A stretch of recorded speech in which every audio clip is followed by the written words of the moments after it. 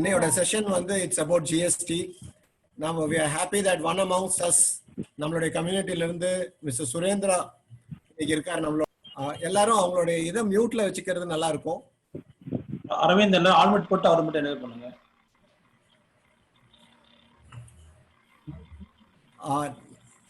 Mister Surendra வந்து Karthikeyan and Jayaraman auditors. இவங்க வந்து கோயம்புத்தூர் அண்ட் ஈரோட்ல வந்து பெரிய ஆடிட்டர்ஸ்.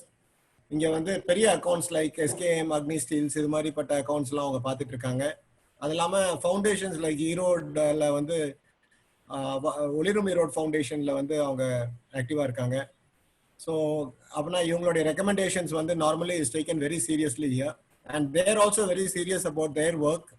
அதனால ஒரு சின்ன சின்ன விஷயம்னாலும் அவங்க வந்து கிளாரிஃபிகேஷன் வந்து ரொம்ப டீப்பா போய் பண்ணுவாங்க. அப்படிங்கிறதுனால இந்த தடவை வந்து we invited Mr. Surendra to come and help us in this session. GST has always been நிறைய பேருக்கு ஒரு பெரிய புதிரா இருந்துட்டு இருக்கு. அது வேணுமா வேண்டாமா, அதனால நம்மளுக்கு என்ன ப்ராப்ளம்ஸ் கொடுக்குதுன்னு நிறைய பேர் நினைக்கிறாங்க, எவ்வளவு பெனிஃபிட்ஸ் இருக்குங்கிறது நிறைய பேர் நினைக்கிறாங்க. இது பத்தின விளக்கங்கள் நம்மளுக்கு கொடுக்கறதுக்கு சுரேந்திரா வந்திருக்காரு. இது ஒரு பெரிய டாபிக்னு தெரிஞ்சும் அவர் வந்து முடிஞ்ச வரைக்கும் எல்லாத்தையும் கவர் பண்றது ஒரு 45 மினிட்ஸ்ல கவர் பண்ண முயற்சி பண்ணுவாரு. ஸோ ஐ ரிக்வெஸ்ட் நம்ம சிஸ்டர் இந்து ஃப்ரம் மதுரையிலேருந்து இருக்காங்க. அவங்க சிவகங்கை டிஸ்ட்ரிக்ட் சேர்ந்தவங்க. அவங்க வந்து ரொம்ப நாளாக ட்ரைனிங், அவங்களோட இன்ட்ரடக்ஷன் பற்றி அவங்களே நான் வந்து சொல்கிறேன். ஏன்னா ஃபியூச்சரில் வந்து அவங்களும் ஒரு செஷன் கொடுக்க போகிறாங்க. நம்ம we have identified her as a very valuable resource person in our team. So Imba member, இம்பா விமன் டீமை வந்து அங்கே கோஆர்டினேட் பண்ணுறாங்க. May I request Indhu sister to start the welcome address please. Sir, Inba சொந்தங்கள் அனைவருக்கும் வணக்கம், மாலை வணக்கம். மாபெரும் இயக்கத்தை உருவாக்கிய சேவாலயர் ஐயா அருணாச்சலம் முதலியார் ஐயா அவர்களுக்கும், மாநில பொதுச் செயலாளர் மதிப்புக்குரிய RSK ரகுராம் ஐயா அவர்களுக்கும் வருக வருக என வரவேற்கிறேன். மாநில பொருளாளர் ஐயா அப்பு சந்திரசேகர் அவர்களையும் மற்றும் மாநில அமைப்பு செயலாளர் ரவிப்பிள்ளை அவர்களையும் வருக வருக என வரவேற்கிறேன். கேப்டன் ரமேஷ் அருணாச்சலம் அவர்களையும் வருக வருக என வரவேற்கிறேன். மதிப்புக்குரிய சுரேந்திர முனியப்பன் அவர்களையும் சிறப்பு விருந்தினராக கலந்து கொள்ளும் சுரேந்திர முனியப்பன் அவர்களையும் வருக வருக என வரவேற்கிறேன் சார். இந்த ஜூம் மீட்டிங்ல எல்லாரும் ஜிஎஸ்டி பத்தி தெரிஞ்சுக்கணும், நல்லா கத்துக்கணும்னு ஆசைப்படுறேன். இன்பா சொந்தங்கள் அனைவருக்கும் நன்றி. இந்த வாய்ப்பளித்த நல் உள்ளங்களுக்கு நெஞ்சாத நன்றியை தெரிவித்துக் கொள்கிறேன் சார். ஒரு 2 நிமிஷம் நீங்க என்ன பண்றீங்கன்னு சொல்லிருங்க. சார், நான் வந்து அனைவருக்கும் வணக்கம். நான் வந்து சார் ஒரு 10 பிசினஸ்க்கு ட்ரைனிங் கொடுத்துட்டு இருக்கேன். லேடிஸ்க்கு ஒரு 10 இயர்ஸா பிசினஸ் பண்ணிட்டு இருக்கேன். நான் கால் மிதிடி பயிற்சியில இருந்து beautician training, designing course training எல்லாம் கொடுத்துட்டு இருக்கேன். இன்னைக்கு காலகட்டத்துல வந்து யாருமே வந்து வீட்டுல சும்மா இருக்கக்கூடாதுன்னு நான் நினைக்கிறேன். வீட்டுல சும்மா இருந்தா தேவையில்லாத சண்டைகள், பிரச்சனைகள் வரும். வீட்டுல இருந்து எப்படி 100 ரூபாய் சம்பாதிக்கலாம், நமக்கு இன்னைக்கு காலகட்டத்துல யாருமே வந்து ஒரு ஆளை சம்பாதிச்சா இன்னைக்கு குடும்பம் ஓட்ட முடியாது. 2 பேர் சம்பாதிச்சா மட்டும்தான் இன்னைக்கு குடும்பத்தை வந்து ரன் பண்ண முடியும். அந்த அளவுக்கு ஸ்கூல் ஃபீஸ்ல இருந்து எல்லாமே விலை ஏறி போயிடுச்சு. ஸோ நான் வந்து நிறைய மகளிர் குழுக்கு சரி, நிறைய ட்ரஸ்ட்ல நான் வந்து ட்ரைனரா இருக்கேன் சார். சிறந்த தொழில் முனைவருக்கான விருது வாங்கியிருக்கேன் நான். ஸோ வந்து எப்பவுமே நான் பெஸ்டா கொடுக்கணும்னு நினைப்பேன். எல்லா லேடிஸ்க்கும் வந்து நெகட்டிவ் தாட் இல்லாம பாசிட்டிவ் எனர்ஜி மட்டும் தான் சார் நான் எப்பவுமே கொடுப்பேன். நான் பிசினஸ் மைண்ட்ல இருந்த எந்த லேடிஸா இருந்தாலும் நான் மேலே கொண்டுட்டு வரதான் என்னுடைய ஆசை. ஒரு 100 குடும்பத்துக்கு வந்து மேட் மிஷின் போட்டு கொடுத்துருக்கேன். நிறைய பேர் கிட்ட ட்ரைனிங் எடுத்திருக்காங்க. இன்னைக்கு வரைக்கும் எல்லாருமே வந்து பிசினஸ் நல்லா பண்ணிட்டு இருக்காங்க. யாருமே வந்து வீணா போனேங்கிற பேர் வரல. ஸோ எனக்கு அந்த பேர் தான் வேணும். இந்துனால யாரும் வீணா போயிட்டேன்னு சொல்லல. ஸோ எல்லாருமே நல்லா இருக்காங்க சார். எல்லாருக்கும் பிசினஸ் போட்டு கொடுக்கணும், நம்ம சமுதாய பெண்களுக்கு நல்ல வழிகாட்டணுங்கிறதா சார் என்னுடைய ஆசை. நன்றி. Thank you sir. Thank you so much sister. நாங்க வந்து ரொம்ப சந்தோஷப்படுறோம். இன்னைக்கு வந்து ஒரு பாசிட்டிவ் நோட்டோட ஒரு பெண்மணி வந்து நிறைய பெண்மணிகளுக்கு நிறைய குடும்பத்துல விளக்கேத்தி வைக்கிறாங்க அப்படிங்கறத நம்ம தெரிஞ்சுக்கிட்டதுல நம்மளுக்கு அளவற்ற சந்தோஷம். நீங்க இன்னைக்கு இங்க இருக்கிறது எங்களுக்கு ரொம்ப சந்தோஷம். நீங்க வந்து எங்களுக்கு இந்த அட்ரஸ் பண்றதுல thank you so much.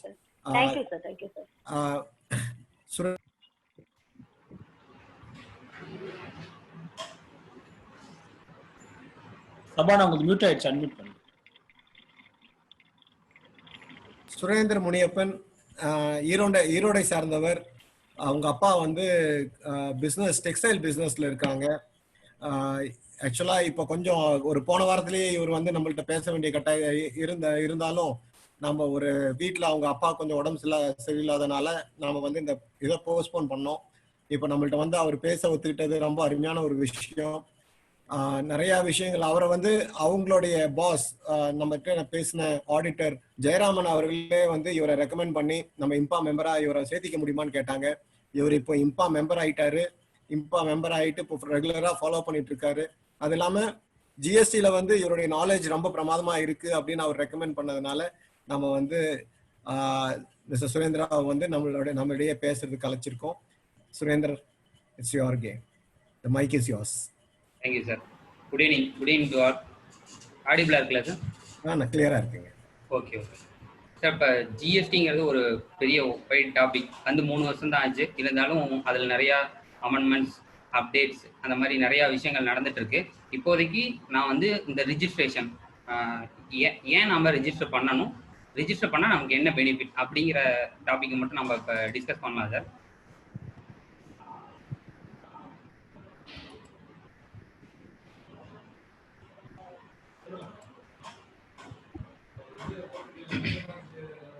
What is GST? இது மேக்ஸிமம் எல்லாத்துக்கும் தெரிஞ்சிருக்கும். இதுக்கு முன்னாடி ஒரு 13 ஆக்ட் தனித்தனியாக இருந்துச்சு. அந்த 13 ஆக்டை கன்சியூம் பண்ணி புதுசாக ஒரு ஜிஎஸ்டி அப்படின்னு ஒரு ஆக்டை கொண்டு வந்திருக்காங்க. அதே இதுதான் அத்தாரிட்டிலாம் அதே தான். சென்ட்ரல் டேக்ஸில் என்ன இருந்துச்சோ அதை சிஜிஎஸ்டின்னு மாற்றிருக்காங்க. ஸ்டேட்டில் என்ன இருந்துச்சோ அதை எஸ்ஜிஎஸ்டின்னு மாற்றிருக்காங்க. சிஎஸ்டி, அந்த சிவிடி, இது எல்லாத்தையும் ஐஜிஎஸ்டின்னு மாற்றிருக்கிறாங்க. இப்போ யார் ரிஜிஸ்டர் பண்ணணும் அப்படின்னா, இப்போ ஒரு ஜிஎஸ்டி கவுன்சில் மீட்டிங்கில் 22வது கவுன்சில் மீட்டிங்கில் இந்த மாதிரி ஒரு ப்ரொபோசல் கொடுத்துருந்தாங்க. அதை அக்செப்ட் பண்ணிட்டாங்க. என்ன அப்படின்னா, யாரெல்லாம் கூட்ஸ் மட்டும் டீல் பண்ணுறாங்களோ அவங்கெல்லாம் நார்மல் ஸ்டேட்டாக இருந்தால், ஸ்பெஷல் கேட்டகரி ஸ்டேட்டுன்னு சொல்லலாம், ஒரு 7 ஸ்டேட்டை டிட்டர்மைன் பண்ணியிருக்காங்க. அந்த 7 ஸ்டேட் இல்லாமல் மீதி எல்லாத்துக்கும் 40 லட்ச ரூபா turn over sir, turn over limit. இப்போ 40 லட்ச ரூபா டேர்ன் ஓவர் லிமிட் இருந்துச்சுன்னா நான் கம்பல்சரி ஜிஎஸ்டி ரெஜிஸ்ட்ரேஷன் பண்ணணும். சர்வீஸ் மட்டும்தான் நான் டீல் பண்ணிட்டு இருக்கிறேன் அப்படின்னா 20 லட்சம் 1/4/2019 இருந்து நான் 20 லட்சம் எப்போ நான் எக்ஸிட் பண்ணுறனோ அப்போ கம்பல்சரி ரிஜிஸ்ட்ரேஷனுக்குள்ளார நான் வந்துட்டேன். இப்போ நான் வந்து கூட்ஸ் பாதி பண்ணுறேன், சர்வீஸ் பாதி பண்ணுறேன். அதாவது இப்போ எக்ஸாம்பிளுக்கு எடுத்துக்கிட்டோம்னா லேப்டாப் சேல்ஸும் பண்ணிட்டு இருக்கேன், சர்வீஸும் பண்ணிட்டு இருக்கேன் அப்படின்னா என்னோட கூட்ஸு சர்வீஸ் ரெண்டுமே 20 லட்சத்துக்கு மேலே என்னைக்கு போதோ அன்னைக்கு வந்து நான் ரிஜிஸ்ட்ரேஷன் எடுக்கணும். ஏன்னா சர்வீஸுங்கிற ஒரு இது வந்ததுனால 1/4/2019 இருந்து 20 லட்சத்துக்கு மேலே என்னோட டர்ன் ஓவர் என்னைக்கு இன்க்ரீஸ் ஆகுதோ அன்னைக்கு நான் ரிஜிஸ்ட்ரேஷன் மேண்டரி கம்பல்சரிக்குள்ளார வந்துடுறேன். இப்போ இந்த நோட்டிஃபிகேஷன் யாராருக்கெல்லாம் அப்ளிகபிள் இல்லை அப்படின்னா, கம்பல்சரி ரெஜிஸ்ட்ரேஷன் சொல்லிட்டு ஒரு சில பேர் இருக்காங்க சார், அவங்களுக்கு கிடையாது. ஐஸ்கிரீம் மேனுஃபேக்சரிங் அண்ட் ட்ரேடிங் அவங்களுக்கு கிடையாது. அப்புறம் எடிபிள் ஆயில், டொபேக்கோ இவங்கெல்லாம் மேனுஃபேக்சர் பண்ணுறவங்களுக்கு இந்த நோட்டிஃபிகேஷன் அப்ளிகபிள் கிடையாது. அவங்க turn over goods and service ரெண்டும் சேர்த்து 20 லட்சத்துக்கு இருந்தாவே கம்பல்சரியாக ரெஜிஸ்டர் பண்ணணும். அதர் தென் ஐஸ்கிரீம், டொபேக்கோ, எடிபிள் ஆயில் இந்த 3 இருக்கிறவங்களுக்கு இந்த நோட்டிஃபிகேஷன் செல்லும். அதாவது கூட்ஸாக இருந்துச்சுன்னா 40 லட்சம், சர்வீஸாக இருந்தால் 20 லட்சம். அடுத்து நாம் ஏன் ரிஜிஸ்ட்ரேஷன் நம்மளுக்கு தேவை அப்படின்னா, நம்மளோட பிஸ்னஸை அப்போ தான் ட்ரஸ்ட் பண்ணுறாங்க மக்கள். அதுக்கப்புறமேட்டு நம்ம காம்படிஷன் வேர்ல்டில் நம்மளும் அதை ஒரு பார்ட்டாக இருக்க முடியும். நம்மளோட பிஸ்னஸை நம்ம சக்சீட் பண்ண முடியும். அப்படி இருந்தால் தான் யூனிஃபார்ம் ரேட் இருக்குது. ஜிஎஸ்டி ஃபுல்லாக இந்தியா ஃபுல்லாகவே ஜிஎஸ்டின்னு கொண்டு வந்தனால யூனிஃபார்ம் ரேட்டு கொண்டு வராங்க. இப்போ பேங்கபிலிட்டிக்குள்ள நம்ம பார்த்தோம்னா ஜிஎஸ்டி மேண்டேட், ஜிஎஸ்டி ரெஜிஸ்ட்ரேஷன் இருந்து நாம் அதை ரிட்டர்ன் ஃபைல் பண்ணிக்கிட்டே வந்தோம்னா அந்த டேர்ன் ஓவர் ஒரு ஆத்தரைஸ்டு டேர்ன் ஓவர். நாம் வந்து இப்போ ஜிஎஸ்டி இல்லை ஆனால் வந்து எனக்கு இவ்வளோ டேர்ன் ஓவர் இருக்குது சார் அப்படின்னு சொன்னோம்னா அது ஆத்தரைஸ்டு டேர்ன் ஓவர் கிடையாது. நம்ம ஜிஎஸ்டி ரிட்டர்ன் ஃபைல் பண்ணி அதில் நம்ம கொண்டு வந்திருந்தோம்னா அது பேங்கபிலிட்டிக்கு யூஸ் ஆகும். அதுதான் ஆத்தரைஸ்டு டேர்ன் ஓவர். இப்போ நம்ம ஜிஎஸ்டி ரெஜிஸ்ட்ரேஷன் எடுக்கிறனால நம்மளோட கேஷ் ஃப்ளோ எந்த அளவுக்கு அஃபெக்ட் ஆகுது அப்படின்னு நம்ம பார்க்க போகிறோம். நம்மளே மாதிரி ஒரு ஸ்மால் ஸ்கேல் டீலர்ஸ் எல்லாத்துக்கும் ரொம்ப முக்கியமான விஷயம் கேஷ் இன்ஃப்ளோ அண்ட் அவுட்ஃப்ளோ. கேபிட்டலை குறைக்காத எந்த ஒரு விஷயத்தையும் நம்ம வந்து இது பண்ணக்கூடாது. நம்மளோட ப்ராஃபிட் மார்ஜின் ஒருவேளை கம்மியாக இருக்கலாம், அதிகமாக இருக்கலாம். ஆனால் கேஷ் ஃப்ளோவும் கேஷ் இன்ஃப்ளோ, கேஷ் அவுட்ஃப்ளோ இது ரெண்டையும் நம்ம கரெக்டாக பார்த்துக்கிட்டே இருந்தோம்னா நம்மளோட ப்ராஃபிட் மார்ஜின் கம்மியாக இருந்தாலுமே நம்ம பிஸ்னஸில் ரொம்ப அளவில் சஸ்டீட் பண்ணுறதுக்கு அதிக வாய்ப்புகள் இருக்குது. அது எதனால ஜிஎஸ்டி அஃபெக்ட் பண்ணுது, கேஷ் ஃப்ளோ ஜிஎஸ்டி எந்த அளவுக்கு அஃபெக்ட் பண்ணுது அப்படிங்கிறத இந்த ஒரு எக்ஸாம்பிளில் பார்க்கலாம் சார். இப்போ நான் ஒரு ரிஜிஸ்டர்ட் டீலர், நான் ஒரு அன்ரிஜிஸ்டர்ட் டீலர்கிட்ட பர்ச்சேஸ் பண்ணுறேன். என்னோட பர்ச்சேஸ் வேல்யூ 1 லட்ச ரூபா. நான் இன்புட் டேக்ஸ் அதில் அவர் 5%, அந்த கூட்ஸுக்கு 5%, அவர் அன்ரிஜிஸ்டர்ட் டீலர்கிட்ட நான் பர்ச்சேஸ் பண்ணுறதுனால அவர் டேக்ஸ் எதுவும் போட மாட்டார். இப்போ என்னோட நெட் டேக்ஸபிள் வேல்யூ என்ன வரும் அப்படின்னா 1 லட்ச ரூபா வரும். நான் அதில் ஒரு 10% மார்ஜின் 10,000 ரூபா வச்சு சேல்ஸ் வேல்யூ 1,10,10,000 ரூபாய்க்கு நான் சேல்ஸ் பண்ணுறேன். அப்போ நான் ஒரு ரிஜிஸ்டர்ட் டீலராக இருக்கிறதுனால அவுட்புட் டேக்ஸ் நான் கலெக்ட் பண்ணோம். என்னோட அவுட்புட் டேக்ஸ் 5% பார்த்தீங்கன்னா 5,500 வருது. இப்போ நான் பில்லு பார்ட்டிக்கிட்டேருந்து நான் கலெக்ட் பண்ணுற வேண்டிய அமௌண்ட்டு 1,15,500 நான் கலெக்ட் பண்ணணும். ஜிஎஸ்டி நான் அந்த மாதம் ரிட்டர்ன் ஃபைல் பண்ணும்போது என்னோட கேஷ் அவுட்ஃப்ளோ, நான் என்ன அவுட்புட் டேக்ஸ் கலெக்ட் பண்ணணும் அதை நான் கட்டணும். இப்போ இன்கேஸ் நான் கிரெடிட் கூட கொடுக்கலாம், அவர்கிட்ட 45 நாள் நான் கிரெடிட் கொடுத்தேன் அப்படின்னா எனக்கு அந்த 1,15,500 பணம் கையிலேயே வந்திருக்காது. இருந்தாலுமே நான் அந்த 5,500 ஜிஎஸ்டி கலெக்ட் பண்ணதா போட்டிருக்கேன்ல சார், அந்த அமௌண்ட்டை அந்த மாதம் நான் கட்டியே ஆகணும். என்னோட கேஷ் அவுட்ஃப்ளோ 5,500 இருக்குது. இதே நான் ஒரு ரிஜிஸ்டர்ட் டீலருங்கிற டிரான்சாக்ஷன் பண்ணிட்டு இருந்தேன் அப்படின்னா அதே டிரான்சாக்ஷன் அவர் 5,000 இன்புட் டேக்ஸ் போடுவார், எம்எல்ஏ சார்ஜ் பண்ணுவார். நான் அதே கிரெடிட் பீரியட் அவருக்கு 45 நாள் அவர் எனக்கு கொடுத்துருந்தாருன்னா நான் 45 முன்னாடி பணம் கொடுக்க மாட்டேன். 40 நாள் கொடுக்குறேன் அப்படின்னா அதே ப்ராடக்ட்டை நான் சேல்ஸ் பண்ணுறேன். சேல்ஸ் பண்ணும்போது 5,500 அதே சார்ஜஸ் கலெக்ட் பண்ணுறேன். இப்போ என்னோட டேக்ஸ் லைபிலிட்டி எவ்வளவோ ஆகுது அப்படின்னா 500 ஆகுது. என்னோட அவுட்புட் டேக்ஸ் 5,500, நான் அதுலேருந்து 5,000 இன்புட் டேக்ஸை கழிச்சிட்டு என்னோட அவுட்ஃப்ளோ அந்த மாதத்தோட அவுட்ஃப்ளோ பார்த்தீங்கன்னா 500 மட்டும் நான் கட்டினா போதும். இப்போ என்னோட கேபிட்டல்லேருந்து, இப்போ நான் அன்ரிஜிஸ்டர்ட் டீலர்கிட்ட பர்ச்சேஸ் பண்ணனால என்னோட கேபிட்டல்லேருந்து தான் அந்த 5,000 எடுத்து கொடுத்துருந்துருக்கணும். ஒரு ரிஜிஸ்டர்ட் டீலர்கிட்ட நான் டிரான்சாக்ஷன் பண்ணேன்னா என்னோட கேஷ் அவுட்ஃப்ளோ அந்த இடத்துல கம்மியாகுது. 500 மட்டும் நாம் செலுத்துகிற மாதிரி இருக்குது. வாலண்டியராக நான் ஜிஎஸ்டி ரெஜிஸ்டர் பண்ணுறதுனால என்னென்ன நன்மைகள் அப்படின்னு பார்த்துக்கிட்டோம்னா, இன்புட் டேக்ஸ் நம்ம முன்னாடியே பேசின மாதிரி என்னோட டேர்ன் ஓவர் 20 லட்சத்துக்கு மேலே போகுது, 40 லட்சத்துக்கு மேலே போகுது, அன்னைக்கு தான் நான் ரெஜிஸ்ட்ரேஷன் எடுக்கணும்னு அவசியம் இல்லை. என் பிஸ்னஸ் ரைட் 1 டே அப்படிங்கிறதுலேருந்தே நான் ரெஜிஸ்ட்ரேஷன் எடுத்துட்டேன் அப்படின்னா நான் வந்து ஒரு கேபிட்டல் அசெட் வாங்கலாம், அது அல்லது கம்ப்யூட்டர் வாங்கலாம், அல்லது கேபிட்டல் இன்வெஸ்ட்மெண்ட் எதாக இருந்தாலும் பண்ணலாம். அந்த இதுக்கான இன்புட் டேக்ஸை நான் டே 1லேருந்தே இன்புட் டேக்ஸ் நான் கிளைம் பண்ண ஆரம்பிச்சிடுவேன். அப்படி இருக்கும்போது நான் என்னைக்கு அவுட்புட் டேக்ஸ் சார்ஜ் பண்ணுறனோ அதுக்கான இன்புட் டேக்ஸை நான் இதுக்கு செட் ஆஃப் பண்ணுறதுக்கு பாசிபிலிட்டிஸ் இருக்குது. அதனால நம்ம பிஸ்னஸ்க்குள்ளே போகும்போதே ஜிஎஸ்டி ரெஜிஸ்ட்ரேஷன் எடுத்துக்கிறது நல்லது. அந்த இன்புட் டேக்ஸ்லாம் நமக்கு வேஸ்ட் ஆயிரும். அதுக்கப்புறமேட்டு இன்டர்ஸ்டேட் டிரான்சாக்ஷனை வந்து நாம் வந்து ஈஸியாக பண்ண முடியும். இப்போ ரெஜிஸ்ட்ரேஷன் டீலராக இருந்துச்சுன்னா இவே பில் கம்பல்சரியாக மெயின்டைன் பண்ணணும், இவே பில் போடணும். இங்கேருந்து கூட்ஸ் அங்கே மூவ்மெண்ட் பண்ணும்போது நம்ம இவே பில் போடணும். ரிஜிஸ்டர்ட் டீலராக இருந்தால் இவே பில் போட முடியும். அதுவும் இல்லாமல் கம்பல்சரி ரெஜிஸ்ட்ரேஷனில் யாரெல்லாம் இன்டர்ஸ்டேட் டிரான்சாக்ஷன் பண்ணுறோமோ அவங்கெல்லாம் மேண்டேட்ரியாக ஜிஎஸ்டி ரெஜிஸ்ட்ரேஷன் எடுக்கணும். 26வது கவுன்சில் மீட்டிங்கில் அது என்னவா சொல்லியிருக்காங்கன்னா, டேர்ன் ஓவர் லிமிட், அதாவது முதல்ல பார்த்த நோட்டிஃபிகேஷனில் இருக்க மாதிரி கூட்ஸாக இருந்தால் 40 லட்சம், சர்வீஸாக இருந்தால் 20 லட்சத்துக்கு கீழே யாரெல்லாம் இருக்காங்களோ அவங்கெல்லாம் கம்பல்சரியாக ரிஜிஸ்டர் பண்ணணும் அவசியம் இல்லை அப்படின்னு சொல்லிட்டு ஒரு நோட்டிஃபிகேஷன் வந்திருக்கு. அதுக்கப்புறமேட்டு ஜிஎஸ்டியை பேஸ் பண்ணி ரேங்கிங் ப்ரொவைட் பண்ணுறதா ஃபஸ்ட்டு ஜிஎஸ்டி வந்து கூப்பிட்டு சொல்லியிருக்காங்க. அந்த அதுக்கான ப்ராசஸ் இன்னும் ஆரம்பிக்கல சார். இப்போ செப்டம்பருக்கு அப்புறமேட்டு புதுசாக ஒரு ரிட்டர்ன் ஃபைல் பண்ண போகிறோம், புது ரிட்டர்னுக்குள்ளார போக போகிறோம்.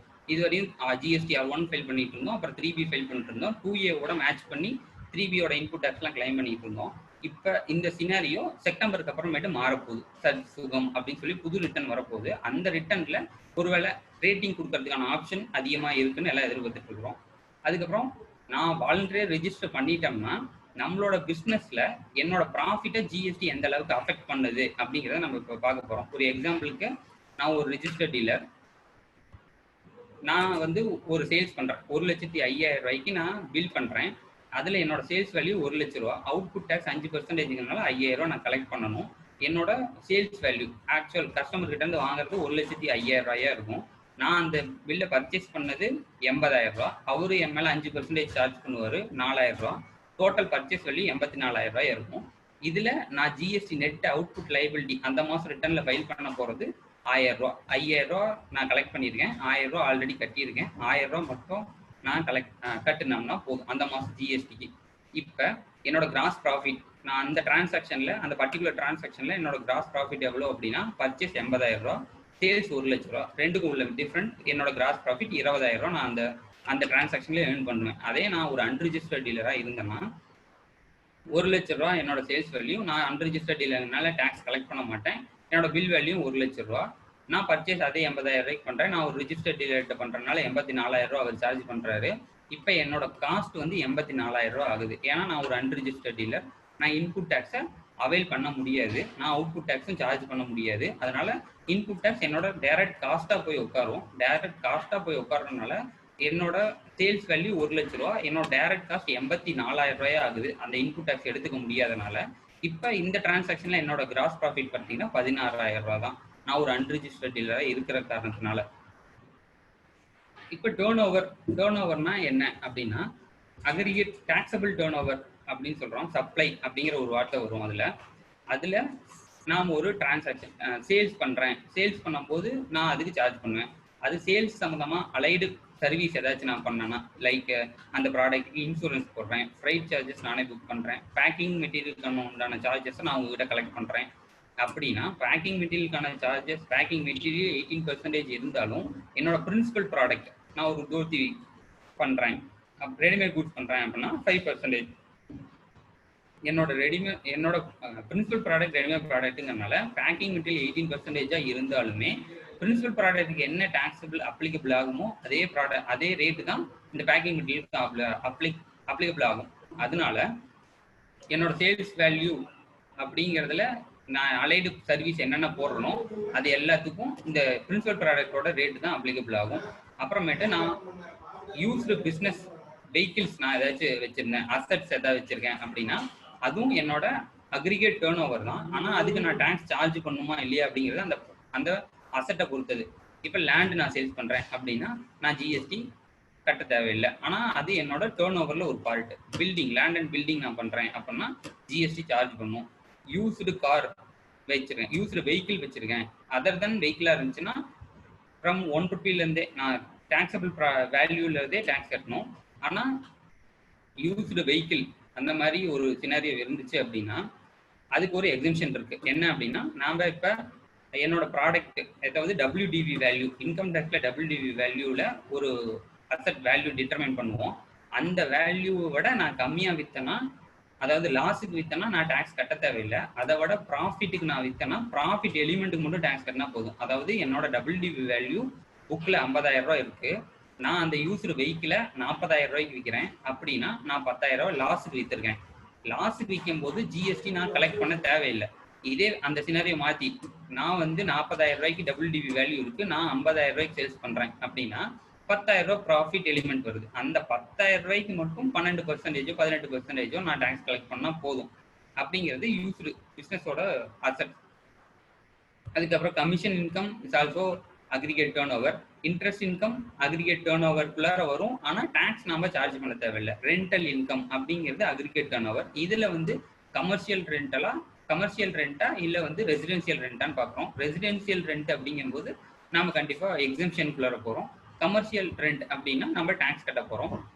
அக்ரிகல்ச்சர் இன்கமாக இருந்துச்சுன்னா நம்ம டாக்ஸ் கட்ட தேவையில்லை. சேலரி ஃப்ரம் பார்ட்னர்ஷிப் ஃபோம் அப்படின்னா அது எம்ப்ளாயர் ரிலேஷன்ஷிப்ல வந்துடும், அது நம்ம டாக்ஸ் கட்ட போகிறது இல்லை. ஆனால் அது அக்ரிகேட் டேர்ன் ஓவரா இண்டிவிஜுவல் ஒரு பிஸ்னஸ் பண்ணிட்டு இருக்கோம் அப்படின்னா அதை ஒரு அக்ரிகல்ச்சர், அது நான் எனக்கு ஒரு பார்ட்னர்ஷிப்ல நான் ஒரு சேலரி வாங்கிட்டு இருக்கேன்னா அது என்னோட அக்ரிகேட் டேர்ன் ஓவரில் சேரும்.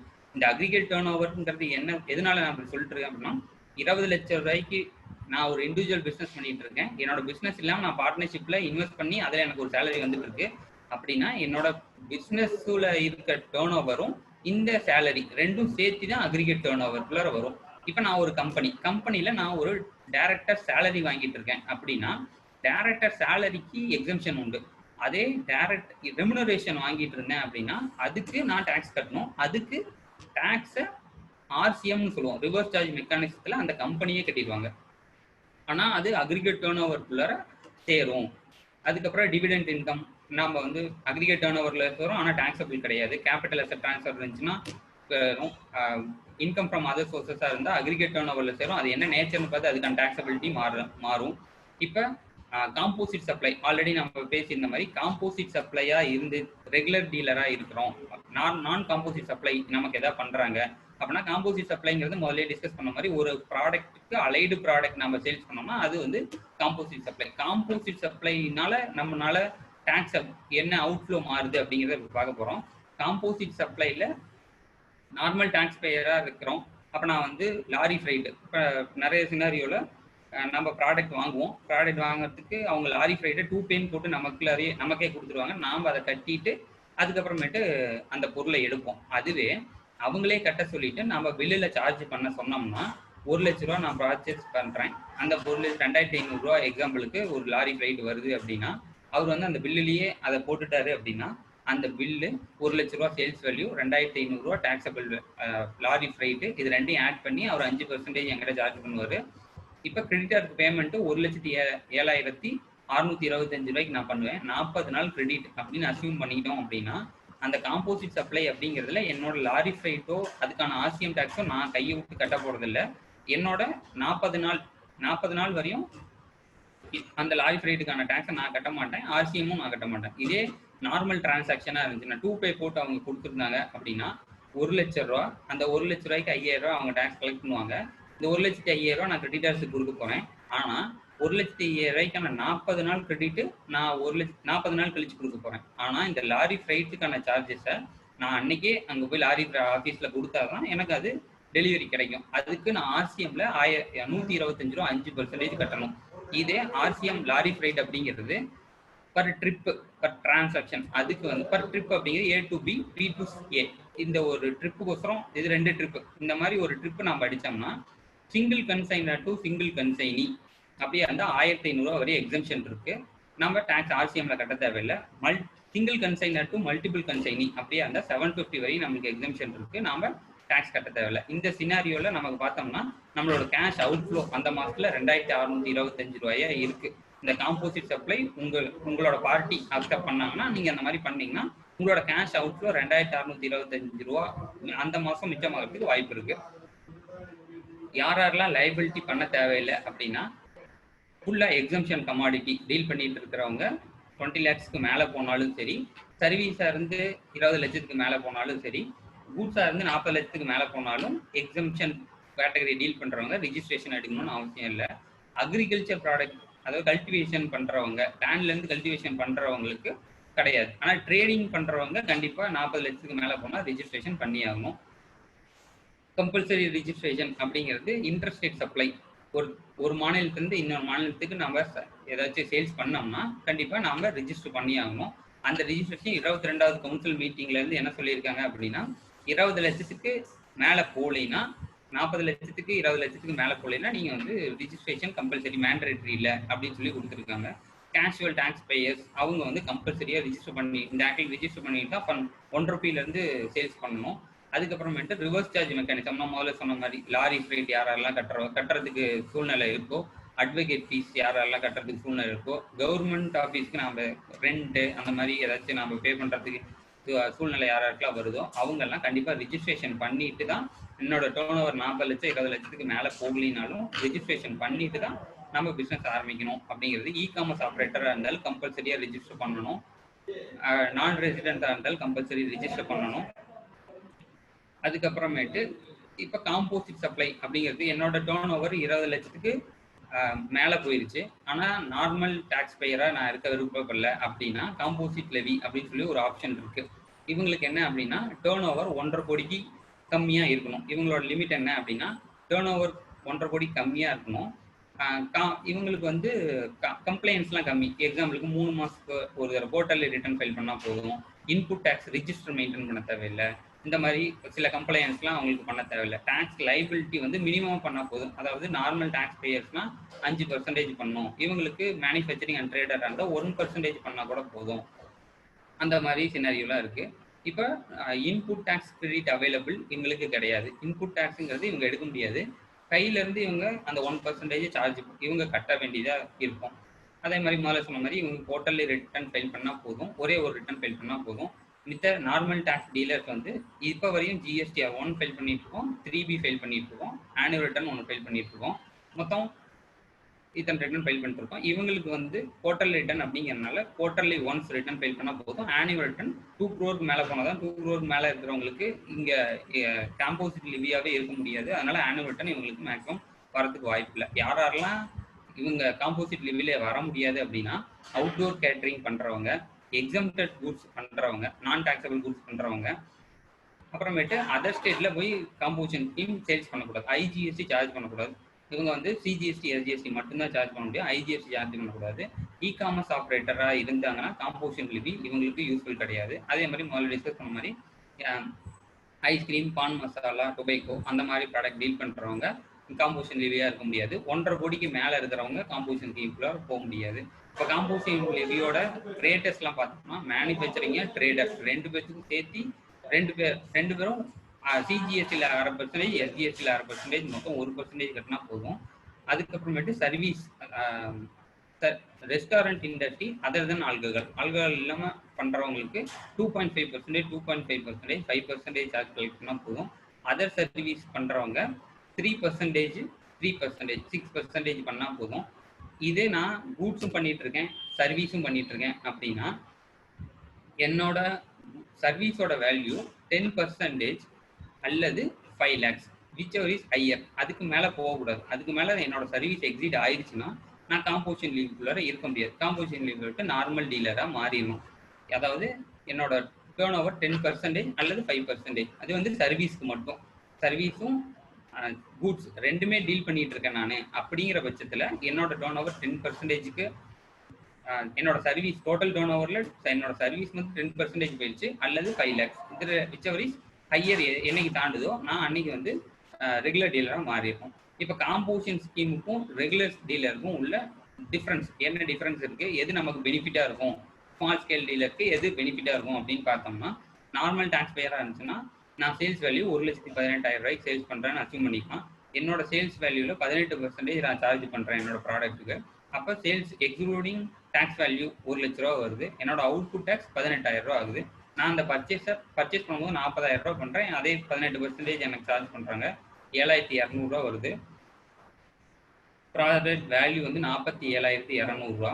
இப்போ நெட் லைபிலிட்டி அப்படின்னு பார்த்துக்கிட்டிங்கன்னா அவுட்புட் மைனஸ் இன்புட். என்னோட அவுட்புட் வந்து இந்த இடத்துல 18,000 ரூபா, நான் இன்புட் டேக்ஸ் கட்ட வேண்டியது 7,200 ரூபா ஆல்ரெடி கட்டினது. இப்போ என்னோட நெட் லைபிலிட்டி 10,800 ரூபா வருது. இப்போ இந்த டிரான்சாக்ஷனில் என்னோட கிராஸ் ப்ராஃபிட் பார்த்தோம்னா 1 லட்ச ரூபாய்க்கு நான் சேல்ஸ் பண்ணியிருக்கேன், 40,000 ரூபா என்னோட பர்ச்சேஸ் காஸ்ட்டு, நான் வந்து இதில் 60,000 ரூபா ப்ராஃபிட் ஏர்ன் பண்ணுறேன்.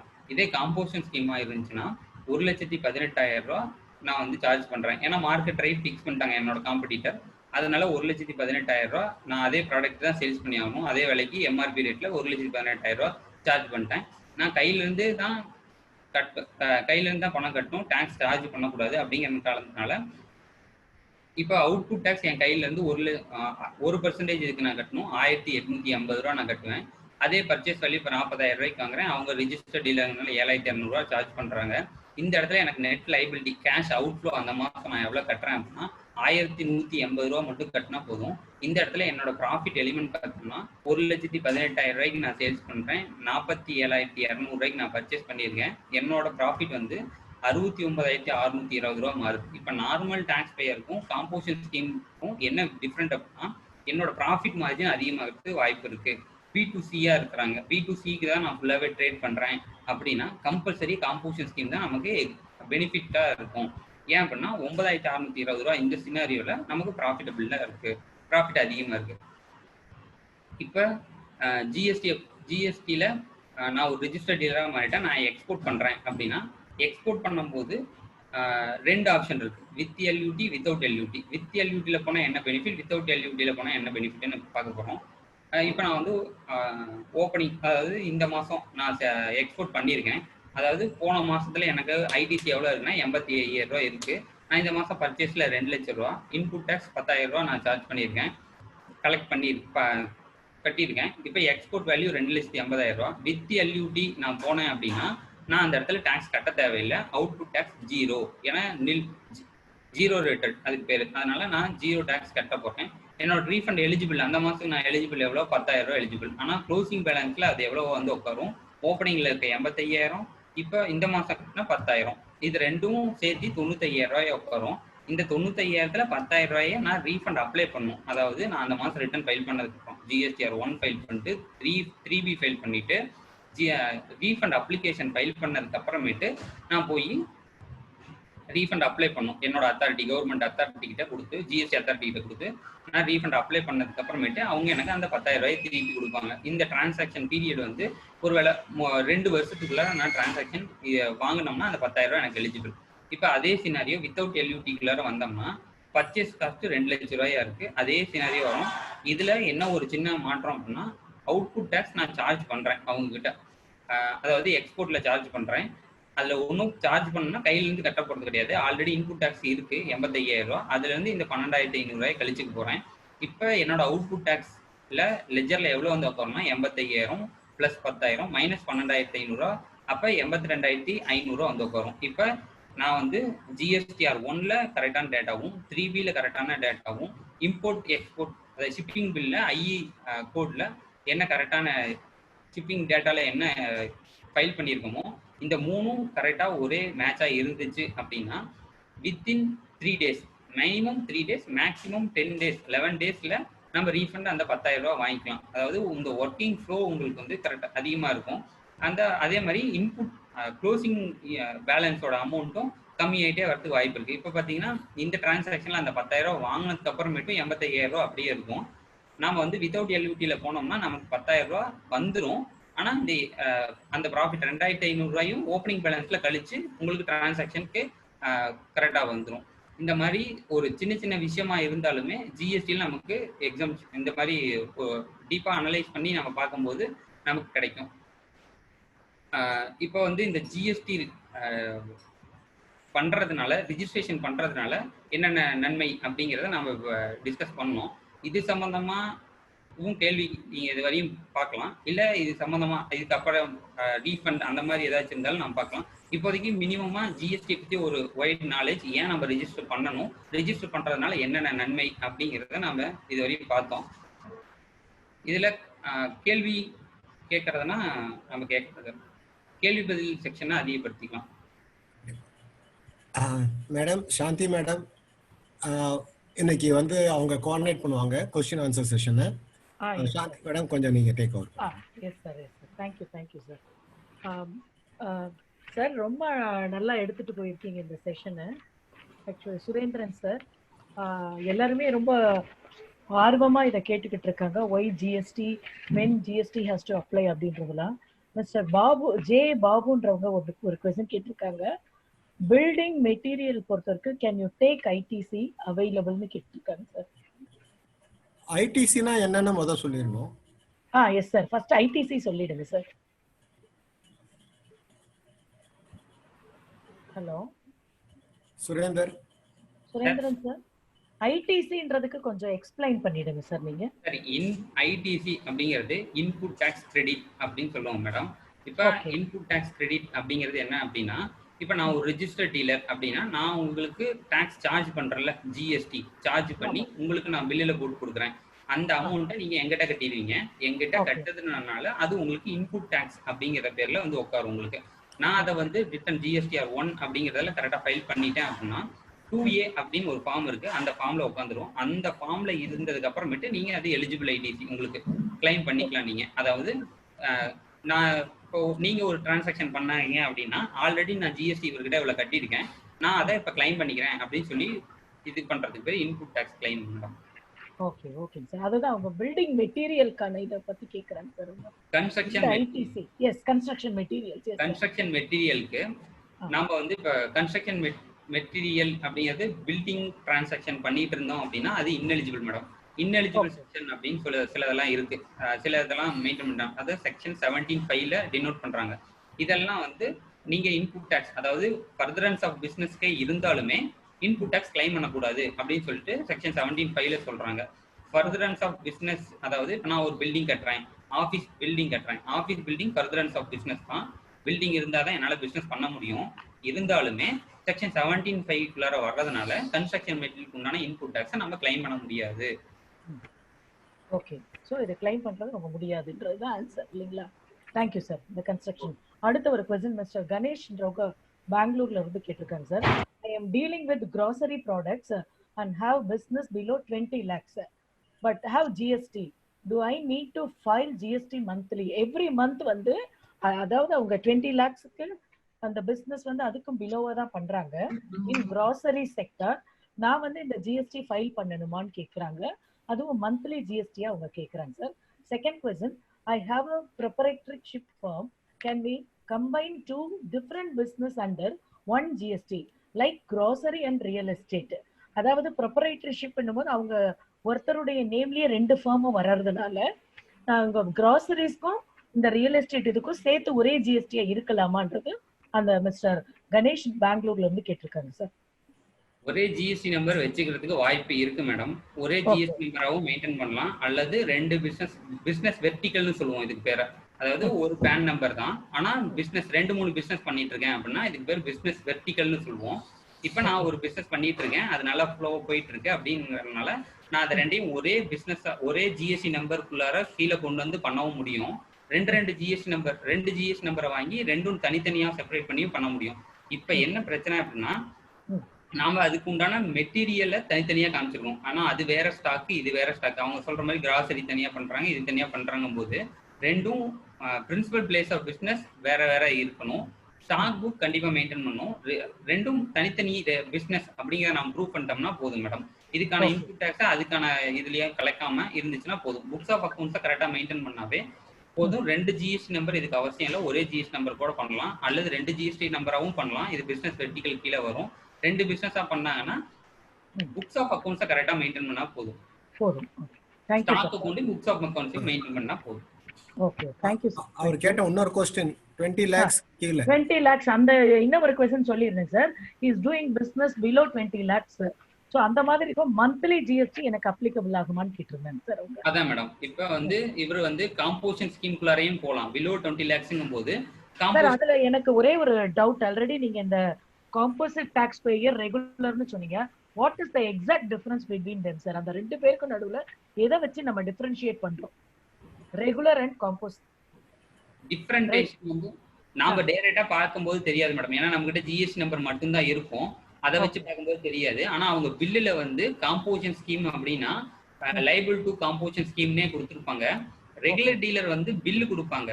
காம்போசிஷன் ஸ்கீம்ல இருக்கவங்க பில் ஆஃப் சப்ளைன்னு போட்டு தான் கொடுக்கணும், பில்லே கொடுக்க கூடாது. ரெகுலர் டீலர்ல இருக்கிறவங்க டாக்ஸ் சார்ஜ் பண்ணுவாங்க. காம்போசிஷன் ஸ்கீம்ல இருக்கவங்க டாக்ஸ் சார்ஜ் பண்ணக்கூடாது. Liable not liable to charge அப்படின்னே போட்டிருப்பாங்க. ஐஎம்ஆர் காம்போசிஷன் ஸ்கீம் அப்படின்னு சொல்லியே பில்லுல போட்டிருப்பாங்க. இவங்க பில் கொடுப்பாங்க, இவங்க பில் ஆஃப் சப்ளை கொடுப்பாங்க. அதுல இவங்க காம்போசிஷன் ஸ்கீம்னே போட்டிருப்பாங்க. அந்த டிஃபரன்ஸ் வந்து பில்லிங்ல தான் இருக்குன்றீங்க. பில்லிங்ல தான் இருக்கு, ஜிஎஸ்டி நம்பரை பார்க்கும்போது தெரியாது. Okay okay sir.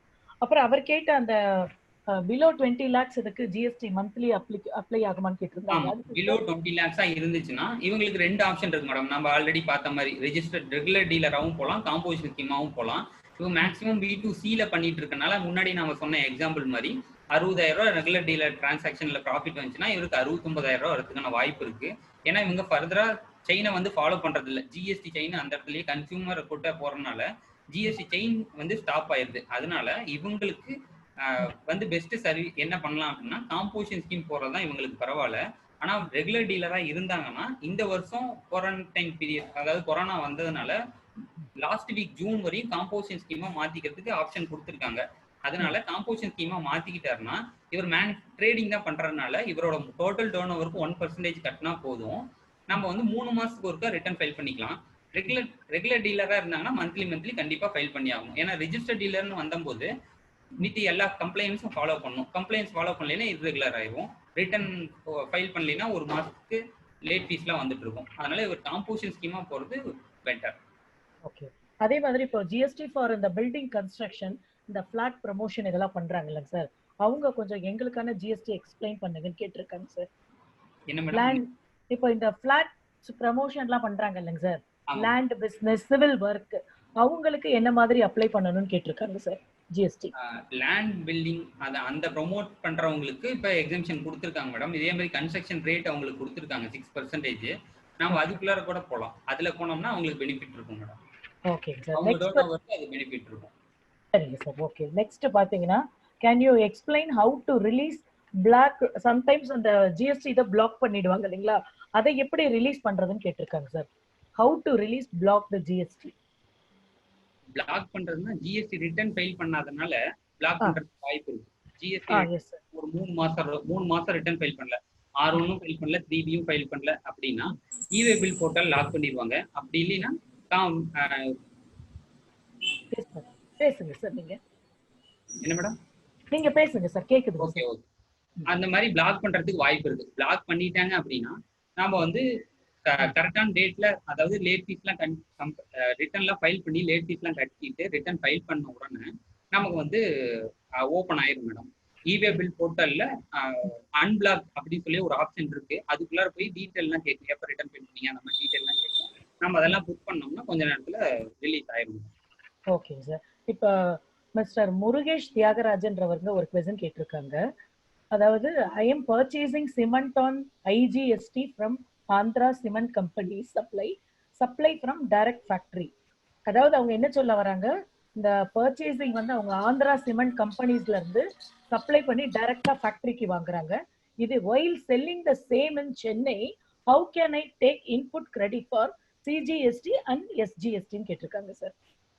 பர்ச்சேஸ் பண்ணும்போது ஐஜிஎஸ்டில பர்ச்சேஸ் பண்றாரு, சேல்ஸ் பண்ணும்போது சிஜிஎஸ்டில எஸ்ஜிஎஸ்டில சேல்ஸ் பண்றாரு. அப்படிங்கும்போது இன்புட் டேக்ஸ் ஐஜிஎஸ்டில இருக்கு. ஐஜிஎஸ்டி இது வந்து செக்ஷன் 49ல வரும் மேடம். இது வந்து என்ன அப்படின்னா ஃபர்ஸ்ட் ஐஜிஎஸ்டி செட் ஆஃப் பண்ணிடும். இந்த கேஸ்ல இவருக்கு ஐஜிஎஸ்டி இன்புட் டேக்ஸ் இருக்கு, ஐஜிஎஸ்டி அவுட்புட் டேக்ஸ் இல்ல, 0. பேலன்ஸ் இருக்கிறது சிஜிஎஸ்டியோட செட் ஆஃப் பண்ணும், அதுக்கு பேலன்ஸ் இருக்கிறது எஸ்ஜிஎஸ்டியோட செட் ஆஃப் பண்ணும். அதனால இவரோட சிஜிஎஸ்டி எஸ்ஜிஎஸ்டி அவுட்புட் டேக்ஸுக்கு ஃபுல் இன்புட் டேக்ஸும் கிரெடிட் வந்து யூஸ்ஃபுல் ஆயிரும். சிஜிஎஸ்டியும் எஸ்ஜிஎஸ்டின்னா வைஸ் விசவா யூட்டிலைஸ் பண்ண முடியாது. ஐஜிஎஸ்டி மூணோடையும் யூட்டிலைஸ் பண்ணலாம். Okay sir. இவரே இன்னொரு क्वेश्चन கேட்டிருக்காங்க சார். Company issuing credit notes on various heads in the month end and year end. அதாவது மந்த் எண்டுக்கும் இயர் எண்டுக்கும் கம்பெனி வந்து அந்த கிரெடிட் நோட்ஸ் இஷ்யூ பண்ணுவாங்க இல்லைங்களா, அது வந்து வேரியஸ் ஹெட்ஸ்ல கொடுக்குறாங்க. For which I have to pay GST, please கிளாரிஃபைன்னு கேட்டிருக்காங்க சார். மேடம் இன்னொரு தடவை சொல்றீங்களா? அதாவது company issuing credit notes on various heads in the month end and year end, for which I have to pay GST, please clarify ன்னு கேட்டிருக்காங்க sir. அதாவது வேற தலைப்புகள்ல உங்க மந்த் எண்டோ இயர் எண்டோ வந்து அந்த கிரெடிட் நோட்ஸ் வந்து இஷ்யூ பண்றாங்க. So இதுல வந்து எந்த டைட்டில்ல நான் பண்ணணும்னு அவங்க கேட்கறாங்க சார். இதுக்கு எனக்கு கிளாரிஃபிகேஷன் வேணும்னு கேட்டிருக்காங்க. இல்ல அவரோட கேள்வி என்ன, கிரெடிட் நோட் வந்து வேரியஸ் டேட்ல வருது. Company issuing credit notes various நான் எக்ஸ்பிளைன் பண்றேன். பண்ணுங்க சார் பண்ணுங்க. இது வந்து இப்போ நாம வந்து ஒரு பொருள் விற்கிறோம், அது வந்து நம்ம 100 வித்தோம்னா நம்மளுக்கு ஒரு கமிஷனா இருக்கும், 1000 வித்தோம்னா வேற ஒரு கமிஷனா இருக்கும் இல்லைங்களா. முதல் 100க்கு கொடுத்த கமிஷன்ல நம்மளுக்கு பில் பண்ணிருப்பாங்க. அப்புறம் எண்ட் ஆஃப் த இயர்ல வந்து நம்ம அந்த பெர்ஃபார்மன்ஸ்க்காக நம்மளுக்கு ஒரு கிரெடிட் நோட் கொடுப்பாங்க கம்பெனில இருந்து. இப்போ நாம வந்து அந்த கிரெடிட் நோட் நம்மளுக்கு வந்து it is coming to us as revenue தான்.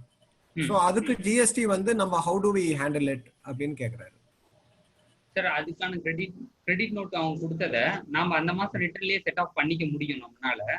ரிட்டர்ன்ல நாம போடுறதுனால இது வந்து அவங்க கிரெடிட் நோட் கொடுக்கறத இவங்க வந்து டெபிட் நோட்டா ஜிஎஸ்டி 2A நம்ம ஃபார்ம்ல ரிஃப்ளெக்ட் ஆயிரும். அந்த 2A இருக்க ஃபார்ம் பார்த்து நம்ம இன்புட் டாக்ஸ் கிளைம் பண்ணிக்கலாம். அதாவது கிளாரிபிகேஷன் நம்பர் 109 2018 அந்த கிளாரிபிகேஷன்ல இதை பத்தி டீட்டெயிலாக சொல்றாங்க. அதாவது buy one get one offer அல்லது அந்த மாதிரி கிரெடிட் நோட் இஷ்யூ பண்ணா என்ன மாதிரி ஹேண்டில் பண்ணுங்கிறத அதுல டீட்டெயிலாவே எக்ஸ்பிளைன் பண்ணியிருக்காங்க. கேஸ்ல கூட அதுல இருக்கு. நம்ம அதை வந்து ஃபர்தரா வேணா இதை பத்தி பேசலாம் சார், கொஞ்சம் பெரிய சார். ஓகே சார் இப்போ எனக்கு ஒரு क्वेश्चन இருக்குங்க sir. Yes sir Vasu sir ஏதோ கேட்கணும். ஒரே ரிக்வெஸ்ட், இந்த பில்டரிங் சம்பந்தமா நிறைய பேர் கேள்வி கேட்டிருக்காங்க. நம்ம சக்தி பாலன் ஒரு பில்டர் நம்மகிட்ட இருக்காரு, அவருக்கு கிளாரிஃபிகேஷன் கேக்குறாரு, ஆன்சர் பண்ணி சொல்லிட்டு அவரே கேட்க சொல்லலாம் மேடம். இப்போ அலோ பண்ணலாமா? Yes sir. Sakthi Bala sir நீங்க இப்போ क्वेश्चन ரைஸ் பண்ணலாம் சார். இந்த பில்டிங் சம்பந்தமா ரொம்ப டீடைலா தேவைப்படுது, அதனால நீங்க கேட்டீங்கன்னா கரெக்டா இருக்கும். பாலா சார் வணக்கம் சார். வணக்கம். ஆக்சுவலா வந்து இந்த பிளாட் ப்ரொமோஷன்ல வந்து ஜிஎஸ்டி வந்து land value plus construction value ரெண்டும் சேர்த்து, கன்ஸ்ட்ரக்ஷன் அக்ரிமெண்ட் வேல்யூ ரெண்டும் சேர்த்து, sale deed plus construction agreement value is total sale value of the flat. அந்த பிளாட்டோட ஆக்சுவலி எவ்வளவு பர்சன்டேஜ் ஜிஎஸ்டி சார்? ஒவ்வொருத்தரும் ஒவ்வொரு மாதிரி சொல்றாங்க. Land value bill construction value ரெண்டும் சேர்த்து தானே சார்? ஆமா, ரெண்டு தான் பிளாட்டோட காஸ்ட். ஆமா. அதோட எவ்வளவு பர்சன்டேஜ் எக்ஸாக்ட்டா ஜிஎஸ்டி? 5% சார். 5ஆ? ஆமாங்க சார். ஓ, பட் ஏதோ ஒரு ஸ்லாப்ல வந்து 1% வருமா சார்? அது வந்து இப்ப காம்போசிஷன் ஸ்கீம் சொன்னான்ல சார், அந்த மாதிரி இருக்கிறவங்களுக்கு கன்ஸ்ட்ரக்ஷன் ரேட்டு கொடுத்துருக்காங்க சார். அந்த மாதிரி இருக்கிறவங்களுக்கு 1% இருக்கும் சார். அது நிறைய கண்டிஷன்ஸ் ஃபாலோ பண்ணும் சார். ஓஹோ ஓஹோ ஓ. இந்த 5% நம்ம இந்த 5% கட்டிட்டோம்னா நம்ம இன்புட் கிரெடிட் எடுக்க முடியாது சார். 5% கட்டணும்னா இன்புட் கிரெடிட் எடுக்க முடியுமா? 1%னா இன்புட் டாக்ஸ் எடுக்க முடியாது. சரி, 5%னா இன்புட் டாக்ஸ் எடுத்துக்கலாம். ஓஹோ ஓஹோ ஓஹோ. ஒர்க்ஸ் கான்ட்ராக்ட்டுக்கு வந்து 18% இல்லைங்களா? ஆமா ஆமாங்க சார். ஓகேங்க, thank you sir. Thank you sir. Thank you sir. Sir இப்போ எனக்கு ஒரு ஜெனரல் क्वेश्चन நான் கேக்குறேன். கொஞ்சம் இதமா டீடைலா இப்போ எல்லாருக்கும் இருக்க டவுட்ஸ் இது. What are all the relaxation announced during COVID-19? What are all the benefits to businessmen and how to utilize it? Generally, இப்போ COVID situationல is there any relaxation, sir? Return ஃபைலிங்க்கு நிறைய ரிலாக்ஸேஷன் கொடுத்துருக்காங்க மேடம். அதாவது இப்போ வந்து 1.5 கோடி நம்மளோட டோனோவர் வந்து 1.5 crore அப் டு 1.5 crore இருந்தா பிப்ரவரி மாசத்துல இருந்தே இது கொடுத்துருக்காங்க. பிப்ரவரி ஆக்சுவலா என்ன இதுல பண்ணோம் அப்படின்னா 22ஆம் தேதி மார்ச்சுக்குள்ள நாம ரிட்டர்ன் ஃபைல் பண்ணியிருந்துருக்கணும். அதை வந்து இப்போ 30 ஜூனுக்குள்ள ரிட்டர்ன் ஃபைல் பண்ணா போதும். இன்ட்ரெஸ்ட் கிடையாது, லேட் ஃபீஸ் கிடையாது, ரெண்டுமே நில் தான். அதுக்கப்புறம் மார்ச் மாசத்துக்கான ரிட்டர்னை வந்து நம்ம ஆக்சுவலா 22 ஏப்ரல் மாசத்துக்குள்ளார ஃபைல் பண்ணியிருந்தோம். அதுக்கும் 30/6 தான் லாஸ்ட் டேட்டு. ஏப்ரல் மே, அதாவது பிப்ரவரி மாசத்துல இருந்து மே மாசம் உள்ள எல்லாத்தையுமே 30/6க்குள்ளார நம்ம ஃபைல் பண்ணிட்டோம்னா லேட் ஃபீஸும் கிடையாது, இன்ட்ரெஸ்டும் கிடையாது. 1.5 கோடிக்கு அப் டு 1.5 கோடி வரையும், மோர் தென் 1.5 கோடியில இருந்து 5 கோடி வரையும் என்னோட டர்ன் ஓவர் இருக்கு அப்படின்னா பிப்ரவரி மாசத்துக்கு மார்ச் மாசத்துக்கும் 24 ஜூன் லாஸ்ட் டேட்டு, ஏப்ரல் மாசத்துக்கு 30 ஜூன் லாஸ்ட் டேட்டு, மே மாசத்துக்கு 30 ஜூன் லாஸ்ட் டேட்டு. அதாவது ஏப்ரல் மாசத்துக்கு மே மாசத்துக்கும் 30 ஜூன் லாஸ்ட் டேட்டு, பிப்ரவரி மாசத்துக்கு மார்ச் மாசத்துக்கும் 30 June last date, 29 June last date. Above 5 crore இருந்துச்சுன்னா மார்ச் மாசத்துக்கு 24 லாஸ்ட் டேட்டு, ஏப்ரல் மேக்கு 27 லாஸ்ட் டேட். அது வரை லேட் ஃபீஸ் எதுவும் கிடையாது. Okay sir. பட் ஆனா இப்போ சென்னையில வந்து இந்த லாக்டவுன் சென்னையை பொறுத்த வரைக்கும் they have extended 30th June வரைக்கும் பண்ணி இருக்காங்க. then what to do sir? இதுக்கு நம்ம என்ன பண்ணணும்? கண்டிப்பா மேடம், இதுக்கான எக்ஸம்ஷன் கண்டிப்பா கிடைக்கும்.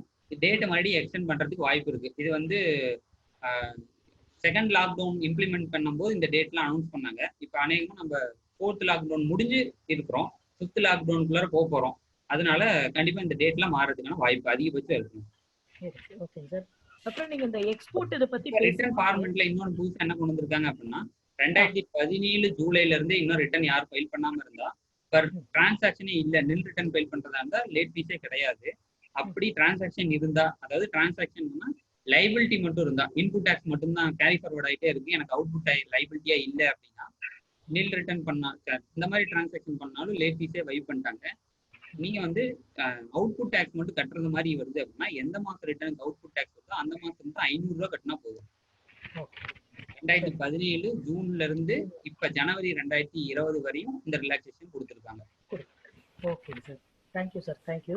நீங்க இந்த எக்ஸ்போர்ட் இதை பத்தி பேசும்போது இந்த ஜிஎஸ்டி பெனிஃபிட்ஸ் ஃபார் எக்ஸ்போர்ட்டர்ஸ்ல வித் எல்யூடி லூட் வித்அவுட் லூட்னு கொடுத்தீங்க சார். அந்த எல்யூடி மீன்ஸ் வாட் சார்?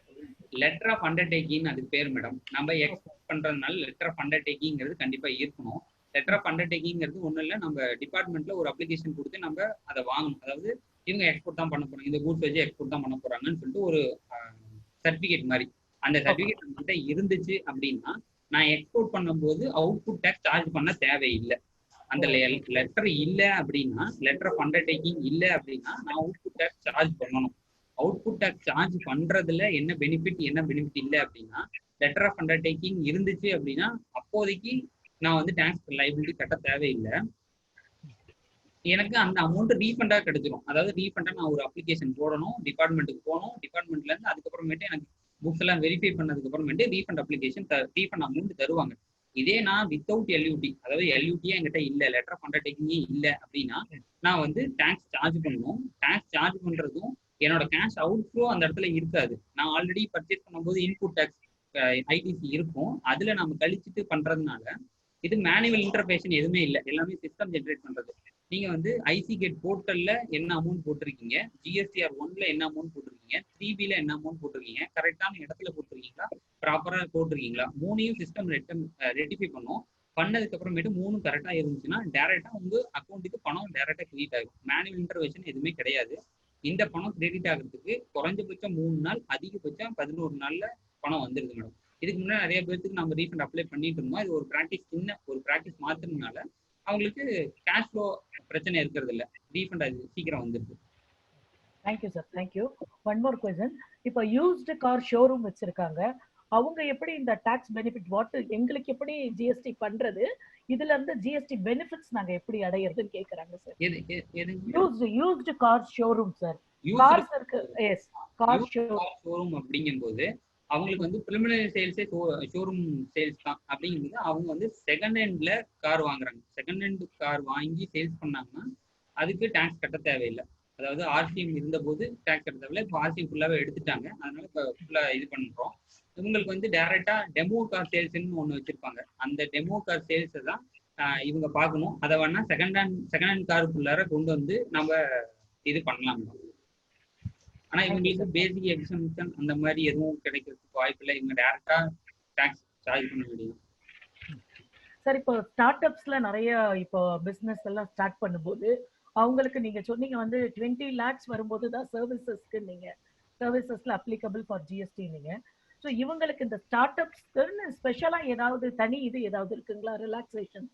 இப்ப வரையும் அந்த மாதிரி எதுவும் அவங்களுக்குன்னு ஸ்பெஷலா எதுவும் கொடுக்கல மேடம். இதுதான் கொடுத்துருக்காங்க. இப்போ ஸ்டார்ட் அப்க்கு இனிமேல் தான் வரும். ஸ்டார்ட் அப் அப்படிங்கிறது இனிமேல் தான் அவங்களுக்கு லோன் அந்த மாதிரி வேணா கொடுக்கறதுக்கு வாய்ப்பு இருக்கு. ஜிஎஸ்டில அவங்களுக்கு எதாவது எக்ஸம்ஷன் வர்றதுக்கு வாய்ப்பு இருக்கு. இப்போதைக்கு எதுவும் இல்லை மேடம். ஒரே ஒரு இன்டர்ஃபியரன்ஸ் மட்டும்.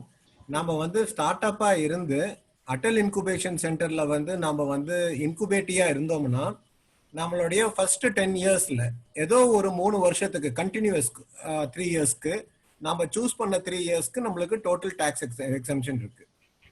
இது வந்து ஆக்சுவலா இன்கம் டாக்ஸ்க்கு எக்ஸம்ஷன் இருக்கு. இதே டாக்ஸ் எக்ஸம்ஷன் நம்ம வந்து ஜிஎஸ்டிக்கும் கிளைம் பண்றதுக்கு வாய்ப்பு இருக்கு.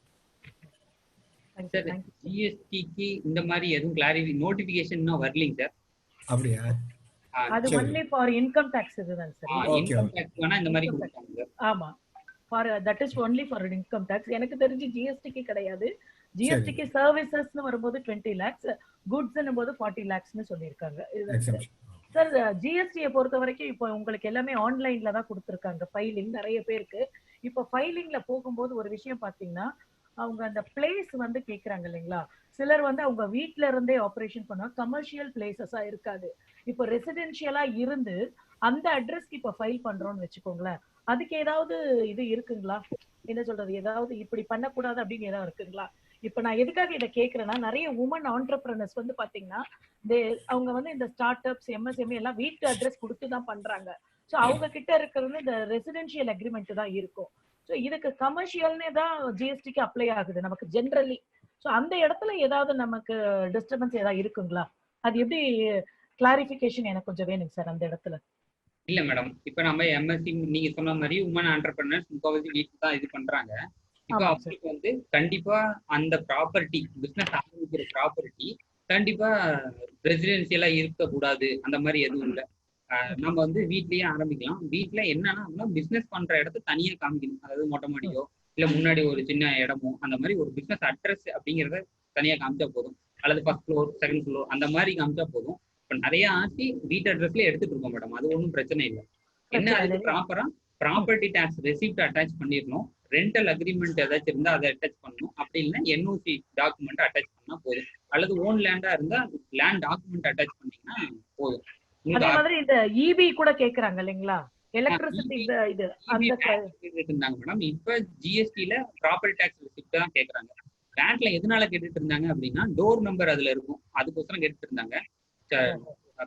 யாரு ஓனர் அப்படிங்கிற பேரு அதுல இருக்கும், அதனால கேட்டுட்டு இருந்தாங்க. இப்ப ஜிஎஸ்டியை பொறுத்தவரையும் property tax door number street எல்லாமே வந்ததுனால இமெயில் இப்ப கேட்கறது இல்லை மேடம். ப்ராப்பர்ட்டி டாக்ஸ் ரெசிப்ட் மட்டும் அட்டாச் பண்ணீங்கன்னா போதும். ஓகே ஓகேங்க சார். One more question. இப்போ மந்த்லி ரிட்டர்ன் ஃபைலிங்ல இருக்கிறவங்க அத குவார்ட்டர்லி நான் மாத்திக்கலாமான்னு கேட்டிருக்காங்க சார்.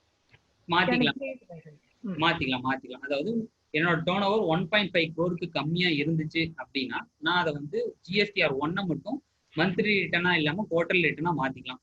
எப்ப மாத்திக்கலாம் அப்படின்னா இதோட இம்பாக்ட் எங்க வரும் அப்படின்னா என்னோட பார்ட்டி 2A செக் பண்ணிட்டு 2Aல பணம் வரல, 2Aல பணம் வந்து 2Aல என்னோட பில் வந்து ரிஃப்ளெக்ட் ஆகல, ரிஃப்ளெக்ட் ஆனாதான் பணம் கொடுப்பேன், அந்த மாதிரி புடிச்சு வச்சுட்டு கொடுக்க பட்சத்துல நம்ம வந்து மந்த்லி பண்ணிடலாம் நம்மளோட பெனிஃபிட்டுக்கு ஒருத்தரும். இல்லைன்னா குவார்டர்லி ரிட்டர்னே பண்ணா போதும். 1.5 கோடி கம்மியா இருக்கிறவங்க கண்டிப்பா மந்த் ரிட்டர்ன் பண்ணுங்கிற அவசியம் இல்லை.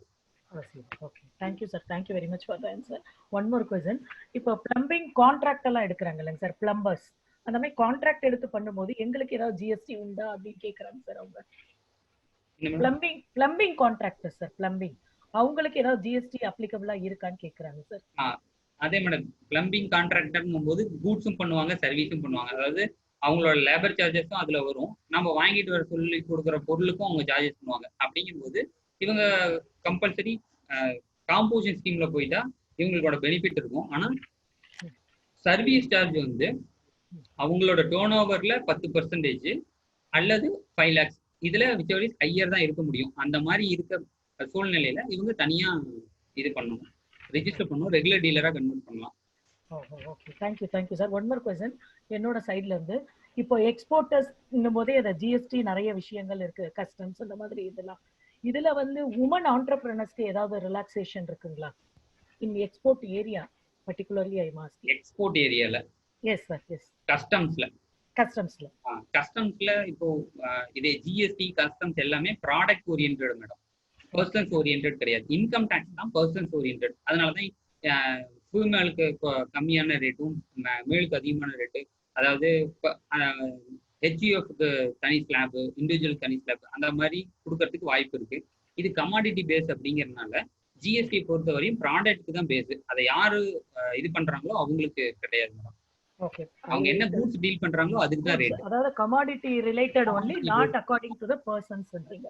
Thank you sir, thank you. பார்ட்டிசிபென்ட்ஸ் யாருக்காவது வேற क्वेश्चंस ஏதா இருந்தா கொஞ்சம் ஹேண்ட் ரைஸ் பண்ணீங்களா, டைரக்டாவே கேட்கலாம்.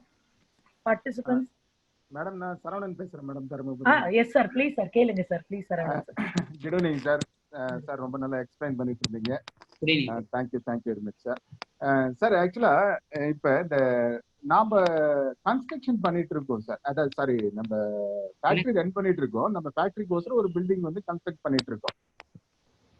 அப்ப கன்ஸ்ட்ரக்ஷன் பண்ணிட்டு இருக்கும்போது நிறைய மெட்டீரியல் பர்ச்சேஸ் பண்றோம் இல்லையா, அதோட இன்புட் நம்ம ஃபேக்டரிக்கு எடுக்க முடியுமா? இன்புட் கிரெடிட்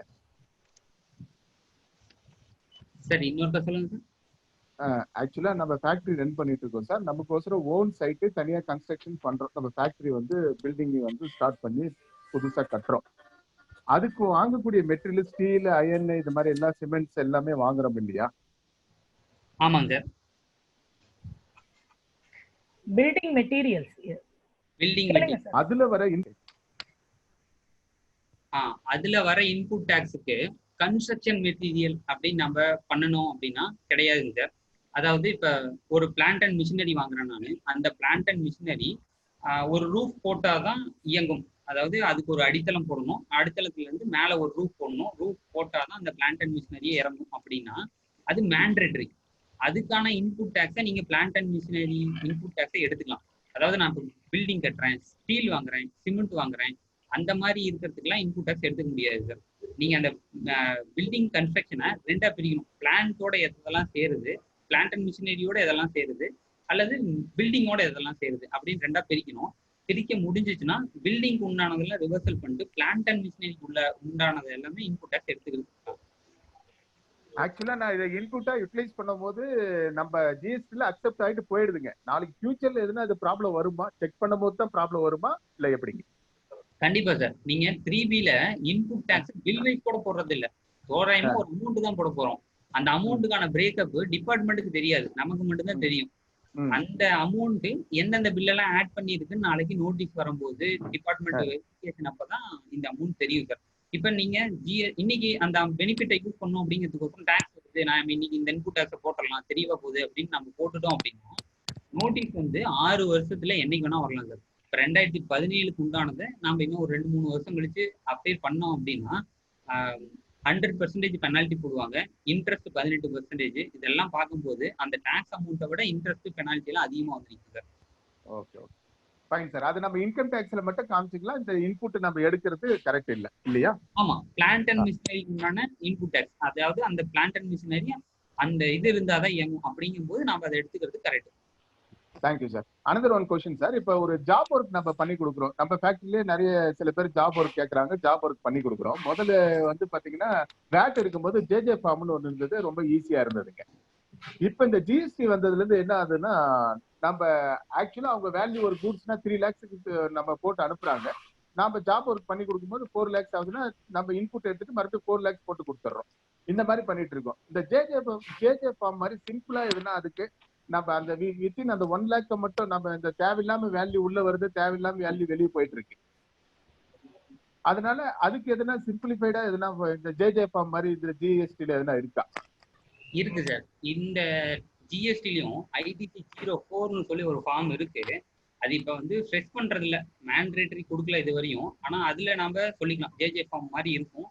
ஜேஜே ஃபார்ம் ஒவ்வொரு டிரான்சாக்ஷனும் நம்ம எடுத்து கொடுப்போம். இப்போ வந்து ITC 04 அப்படிங்கிறது என்னோட பிரின்சிபல் என்ன ப்ராடக்ட் கொடுத்தாங்க, அதை நான் எத்தனை நாளைக்குள்ளார திருப்பி கொடுத்தேன், என்னோட ப்ராடக்ட் அடிஷன் எவ்வளோ, காஸ்ட் அடிஷன் எவ்வளோ அப்படிங்கிறதுக்கு மட்டும் நம்ம பில் போட்டா போதும் சார். இந்த ITC 04ங்கிற ஃபார்ம் நம்ம பெருசா யாரும் ஃபைல் பண்றது இல்லை, டிபார்ட்மெண்ட்லயும் பெருசா கண்டுக்கிறது இல்லை. ஆனா இப்போதைக்கு ஜேஜே ஃபார்ம் போட வேணாம் சார். நீங்க வந்து ஜேஜே ஃபார்ம் நமக்கு இல்லை, அதனால டிசி போட்டுக்கிட்டீங்கன்னா போதும். அந்த டிசில அந்த பிரின்சிபல் கொடுக்குற வேல்யூ, நீங்க வெளியே அவுட் போடுறது வேல்யூ, இந்த ரெண்டுக்கும் உள்ள டிஃபரெண்ட் மட்டும் நீங்க பில் ரைஸ் பண்ணீங்கன்னா போதும் சார். என்னன்னா அவர் அந்த டிஃபரெண்ட் அமௌண்ட் மட்டும் தான் நம்மளுக்கு பே பண்றாரு, ஆனா வந்து அது இருந்துட்டே இருக்கு, அந்த 3 lakhs ரிமைனிங் அப்படியே இருக்கு, அந்த டிஃபரெண்ட் அமௌண்ட் மட்டும் நம்மளுக்கு பே பண்றாருங்க. இல்ல அதான் நீங்க டிசி போடணும். இப்போ ஒரு 3 லட்ச ரூபாய் நான் பொருள் உங்களுக்கு கொடுக்குறேன், 3 லட்ச ரூபாய்க்கு நான் டிசி போட்டு உங்களுக்கு கொடுக்கணும். அந்த டிசியை வந்து நான் க்ளோஸ் பண்ணணும் மறுபடியும். அந்த திருப்பி வந்துருச்சுன்னு சொல்லி 3 லட்ச ரூபாய் வேல்யூவை க்ளோஸ் பண்ணதுக்கு அப்புறமேட்டு நீங்க ஒரு பில் கொடுப்பீங்க. ஆமா, அந்த பில்லோட இந்த பில்லை நான் அட்டாச் பண்ணி வச்சுக்கணும். ஆனா நீங்க கொடுக்குற வேல்யூ அதுதான் உங்களோட turn over. Okay sir. Sir another one thing sir, இப்போ ஈவே பில் போடும்போது 3 லட்சம் போடணும், ஈவே பில்ல போடும்போது இந்த 3 லட்ச ரூபாய் போடணும். ஆனா டிரான்சாக்ஷன், ஆக்சுவல் டிரான்சாக்ஷனுக்கு உங்களோட வேல்யூ அடிஷன் மட்டும்தான் உங்களோட டர்ன் ஓவர். இந்த 3 லட்சம் அப்படிங்கிறது உங்களோட டர்ன் ஓவரே கிடையாது. Okay okay okay fine sir. Sir இன்னும் ஃபைனலா ஒரே ஒரு क्वेश्चन சார். இப்ப டோன்ட் மைண்ட் சார், இப்ப மந்த்லி ஜிஎஸ்டி பில் நீங்க டர்ன் ஓவர் பேஸ் பண்ணிட்டு உங்களோட சார்ஜஸ் வாங்குவீங்களா? எப்படி சார் ஜெனரல் ஆடிட்டர்ஸ் எப்படி சார்ஜஸ் எப்படி என்ட்ரியை பொறுத்து பண்ணிட்டு இருக்கோம் sir. Number of entry number of entry. Thank you very much sir. Ramesh sir இதுல கொஞ்சம் நோட் பண்ணிக்கோங்க சார், ஒவ்வொரு தருமபுரி சாரி இது எல்லா டிஸ்ட்ரிக்டும் நம்ம இம்போ ஆடிட்டர்ஸ் வேணும் சார். இதுல நம்ம நிறைய தேவைப்படுது.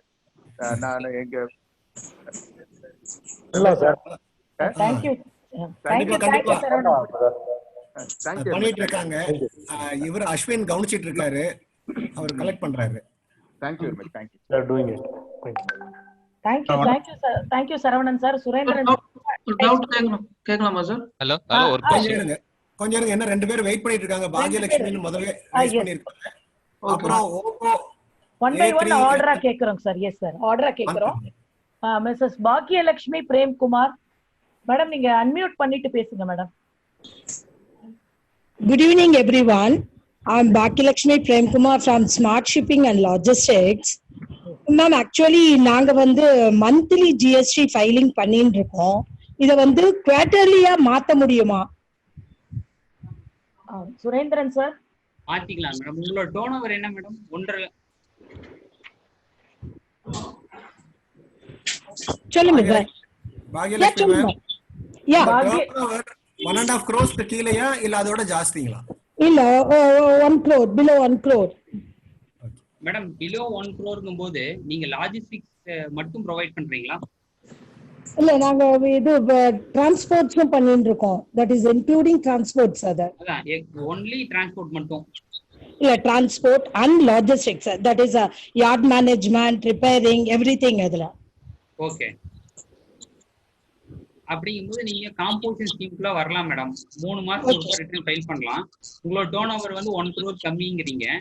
ஆமா, அப்ப நீங்க வரலாம் மேடம். பியூர்லி லாஜிஸ்டிக்ஸ் மட்டும் நீங்க பண்ணிட்டு இருந்தீங்கன்னா ஓகே, உங்களுக்கு வந்து பேசிக்கா நீங்க 2 crore மேல போனாலுமே 20 lakhs மேல போனாலுமே நீங்க ரிஜிஸ்ட்ரேஷன் மேண்டேட்டரி கிடையாது. ஏன்னா கம்பல்சரி ரிஜிஸ்ட்ரேஷன் சொல்லி நம்ம ஒண்ணு பார்த்தோம்ல ஸ்டைல்ல, அது யார கம்பல்சரி ரிஜிஸ்ட்ரேஷன் வந்து லாரி ஃப்ரைட் வரும்.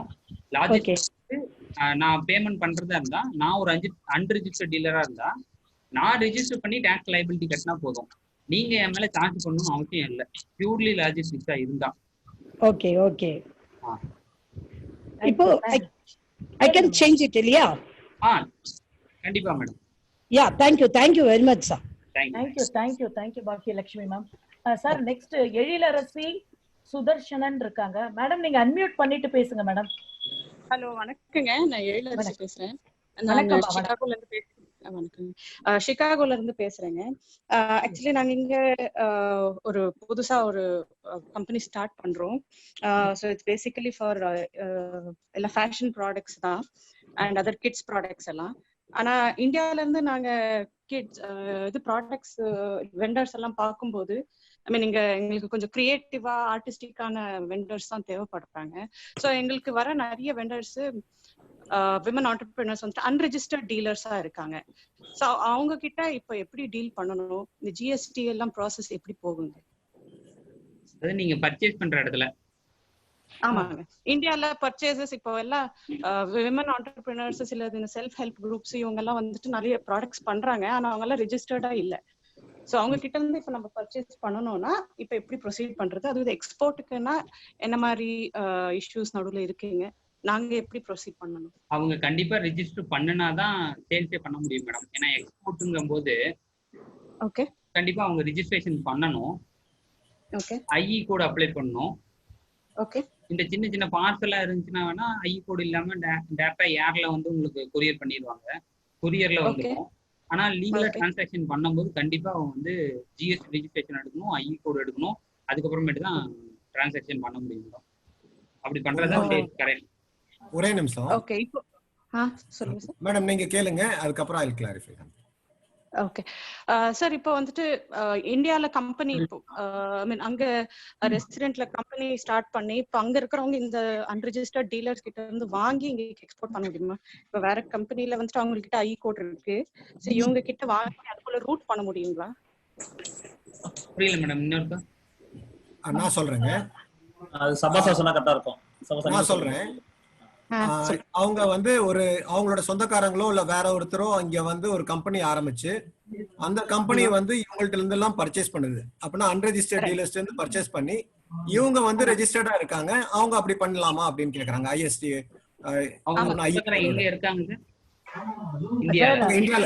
இந்தியால இருக்கிறவங்க கண்டிப்பா அந்த மாதிரி பண்ணலாம்.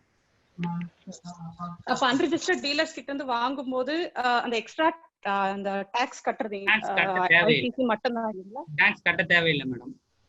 அன்ரெஜிஸ்டர்ட் டீலர் வாங்கும்போது டாக்ஸ் கட்ட தேவையில்லை. ஓகே, உங்களுக்கு அவரு எக்ஸ்போர்ட் தான் பண்ண போறாரு. அதனால ஐஇ கோட்ல போட்டு வித் எல்யூடில டிரான்சாக்ஷன் பண்ணிட்டாருன்னா ஓகே, இன்புட் டாக்ஸும் அஃபெக்ட் ஆகாது, அவுட்புட் டாக்ஸும் அஃபெக்ட் ஆகாது. ஓகே, தாராளமா இந்த டிரான்சாக்ஷன் பண்ணலாம். ஓகே, சரி சார், ரொம்ப நன்றி சார். மேடம் உங்களோட நம்பர் கொஞ்சம் எங்களோட ஆபீஸ்க்கு ஷேர் பண்ணுங்க. ஏன்னா எங்களோட ஏரியால இருந்து நிறைய ஹேண்டிகிராஃப்ட்ஸ் இந்த மாதிரி நீங்க சொன்ன அந்த காஸ்மெட்டிக்ஸ் பியூட்டி ரிலேட்டட் இதெல்லாம் இருக்கு. we will get touch with you ma'am. okay, thank you Ezhilarasi. thank you ma'am. thank you Surendran sir, ரொம்ப நல்லா ஆன்சர் பண்ணீங்க. நெக்ஸ்ட் ஆன் தி லைன் வந்து மிஸ்டர் முருகேஷ் தியாகராஜன் சொல்லி ஒருத்தர் ஹேண்ட் ரைஸ் பண்ணிருக்காங்க. Murugesh sir. Yes ma'am. S sir, please கேளுங்க சார். நல்லா explain பண்றீங்க, வெரி குட் சார். என்னோட கிளாரிஃபிகேஷன் என்ன, ஏற்கனவே கேட்டதுதான். இந்த ஐஜிஎஸ்டில வாங்கும்போது அதர் ஸ்டேட்ல இருந்து பர்ச்சேஸ் பண்றோம். அப்போ வந்து ஃபார் எக்ஸாம்பிள் பில் வேல்யூ வந்து 1 lakh, அவங்க என்ன பண்றாங்கன்னா எக்ஸ் ஃபேக்டரி பிரைஸ்ன்னு கொடுத்துட்றாங்க. ஸோ டிரான்ஸ்போர்ட்டேஷன் நாங்களே வச்சு கொண்டு வந்துடுறோம். ஸோ அது ஒரு டிரான்ஸ்போர்ட் கம்பெனி வந்து ஒரு ஃபார் எக்ஸாம்பிள் ஒரு 35,000 பில் பண்றாங்க டிரான்ஸ்போர்ட்டேஷன் சார்ஜஸ். சிமெண்ட் வந்து 28%ல வருது. Transportation comes under 12%. அந்த அந்த இதில் வருது. ஸோ ஹவு கேன் நாங்கள் அதை அவுட்புட் எடுக்கும்போது எப்படி அகாமடேட் பண்ணுறது? யூ அட்வைஸ் வெதர் கம்பெனியே டைரெக்டாக வித் டிரான்ஸ்போர்ட் நமக்கு சென்னையில் கொடுத்தா பெட்டரா, நம்ம எடுத்துகிட்டு வந்தால் கொஞ்சம் எங்களுக்கு வந்து குயிக்காக டெலிவரி ஆகுது. ஸோ அதில் கொஞ்சம் எப்படி டேக்ஸ் போர்ஷனில் எப்படி பெட்டர்? கம்பெனியே உங்களுக்கு பில்லில் ஃப்ரைட் சார்ஜ் பண்ணி கொடுத்துட்டாங்கன்னா, ஓகே, நம்ம முதலே பார்த்த மாதிரி உங்களோட கிரெடிட் பீரியடுக்கு அந்த அமௌண்ட்டை நீங்கள் தர தேவையில்லை. ஓகே, லாரி ஃப்ரைட்டை அவங்களே கொடுத்துருவாங்க. நாம அதுக்கான ஆர்சிஎம் டேக்ஸும் கட்ட தேவையில்லை. இப்போ நீங்க 33,000 ரூபாய் லாரி ஃப்ரைட் கொடுக்குறீங்களா, இதுக்கு நாம ஆர்சிஎம்னு ஒரு டேக்ஸ் கட்டணும். ஓகே. அப்ப 12% நீங்க ஃபார்வர்ட் டேக்ஸ் கலெக்ட் பண்றாங்க அப்படின்னா நீங்க அந்த இன்புட் டேக்ஸை கண்டிப்பா கிரெடிட் எடுத்துக்கலாம். ஓகே. இருந்தாலும் அவங்களே டைரக்டா சார்ஜ் பண்ணிட்டாங்கன்னா, பில்லுலயே சார்ஜ் பண்ணிட்டாங்கன்னா, அந்த லாரி ஃப்ரைட் காம்போசிட் சப்ளைக்குள்ளார வர்றதுனால 28% சார்ஜ் ஆகும். அந்த சார்ஜஸை நீங்க கிரெடிட் பீரியட் எவ்வளவு இருக்கோ அந்த நாள் வரையும் யூட்டிலைஸ் பண்ணிக்கலாம். உங்களோட கேஷ் ஃப்ளோ அஃபெக்ட் ஆக போறது கிடையாது.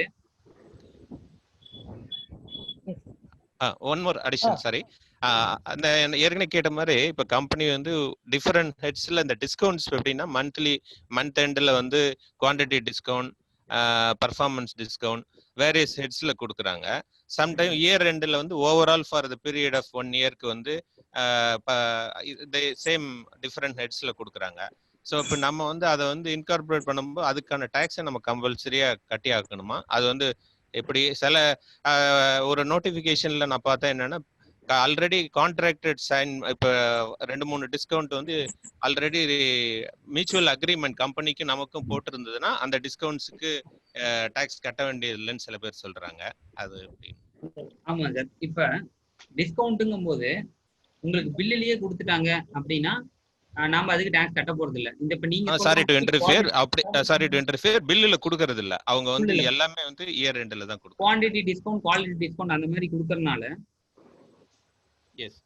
அது தனியா டாக்ஸ் கட்டணும்னு சொல்லிட்டு ஒரு வந்துச்சுங்க சார், ஒரு கிளாரிபிகேஷன்.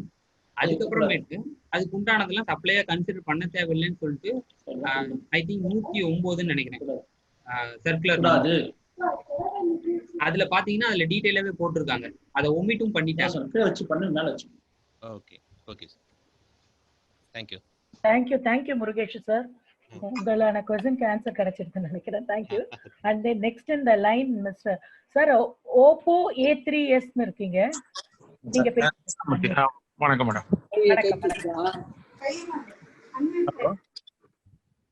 பேசுங்க சார், நீங்க பேசுங்க சார், கேக்குது, பேசுங்க சார். ஓகேங்க சார். ஒண்ணுல மேடம், என்னோட கிளையண்ட் ஒருத்தர் எக்ஸ்போர்ட் பண்ணிட்டு இருக்காரு. அவர் வந்து இன்புட் ஜாஸ்தி அவருக்கு வருது, ஐடிசி ஃபுல்லா வருது. அவர் வந்து எல்யூடி எடுத்து தான் பண்ணிட்டு இருக்காரு. அந்த ஐடிசி வந்து ரீஃபண்ட் வாங்க முடியுமா? Okay, thank you sir. Sir Surender sir கொஞ்சம் அதான் சார், நீங்க ரீஃபண்ட் வாங்கணும் அப்படின்னா வித் எல்யூடில பண்ணிட்டு இருக்காரு. அதனால இன்புட் டாக்ஸ் வந்து பிளாக் ஆயிட்டே நிக்கும். அந்த பிளாக்கை நீங்க வந்து 2 இயர்ஸ்க்குள்ளார கிளைம் பண்ணிடணும். 2 இயர்ஸ்க்குள்ளார கிளைம் பண்ணலைன்னா எக்ஸ்பிரி ஆயிரும்.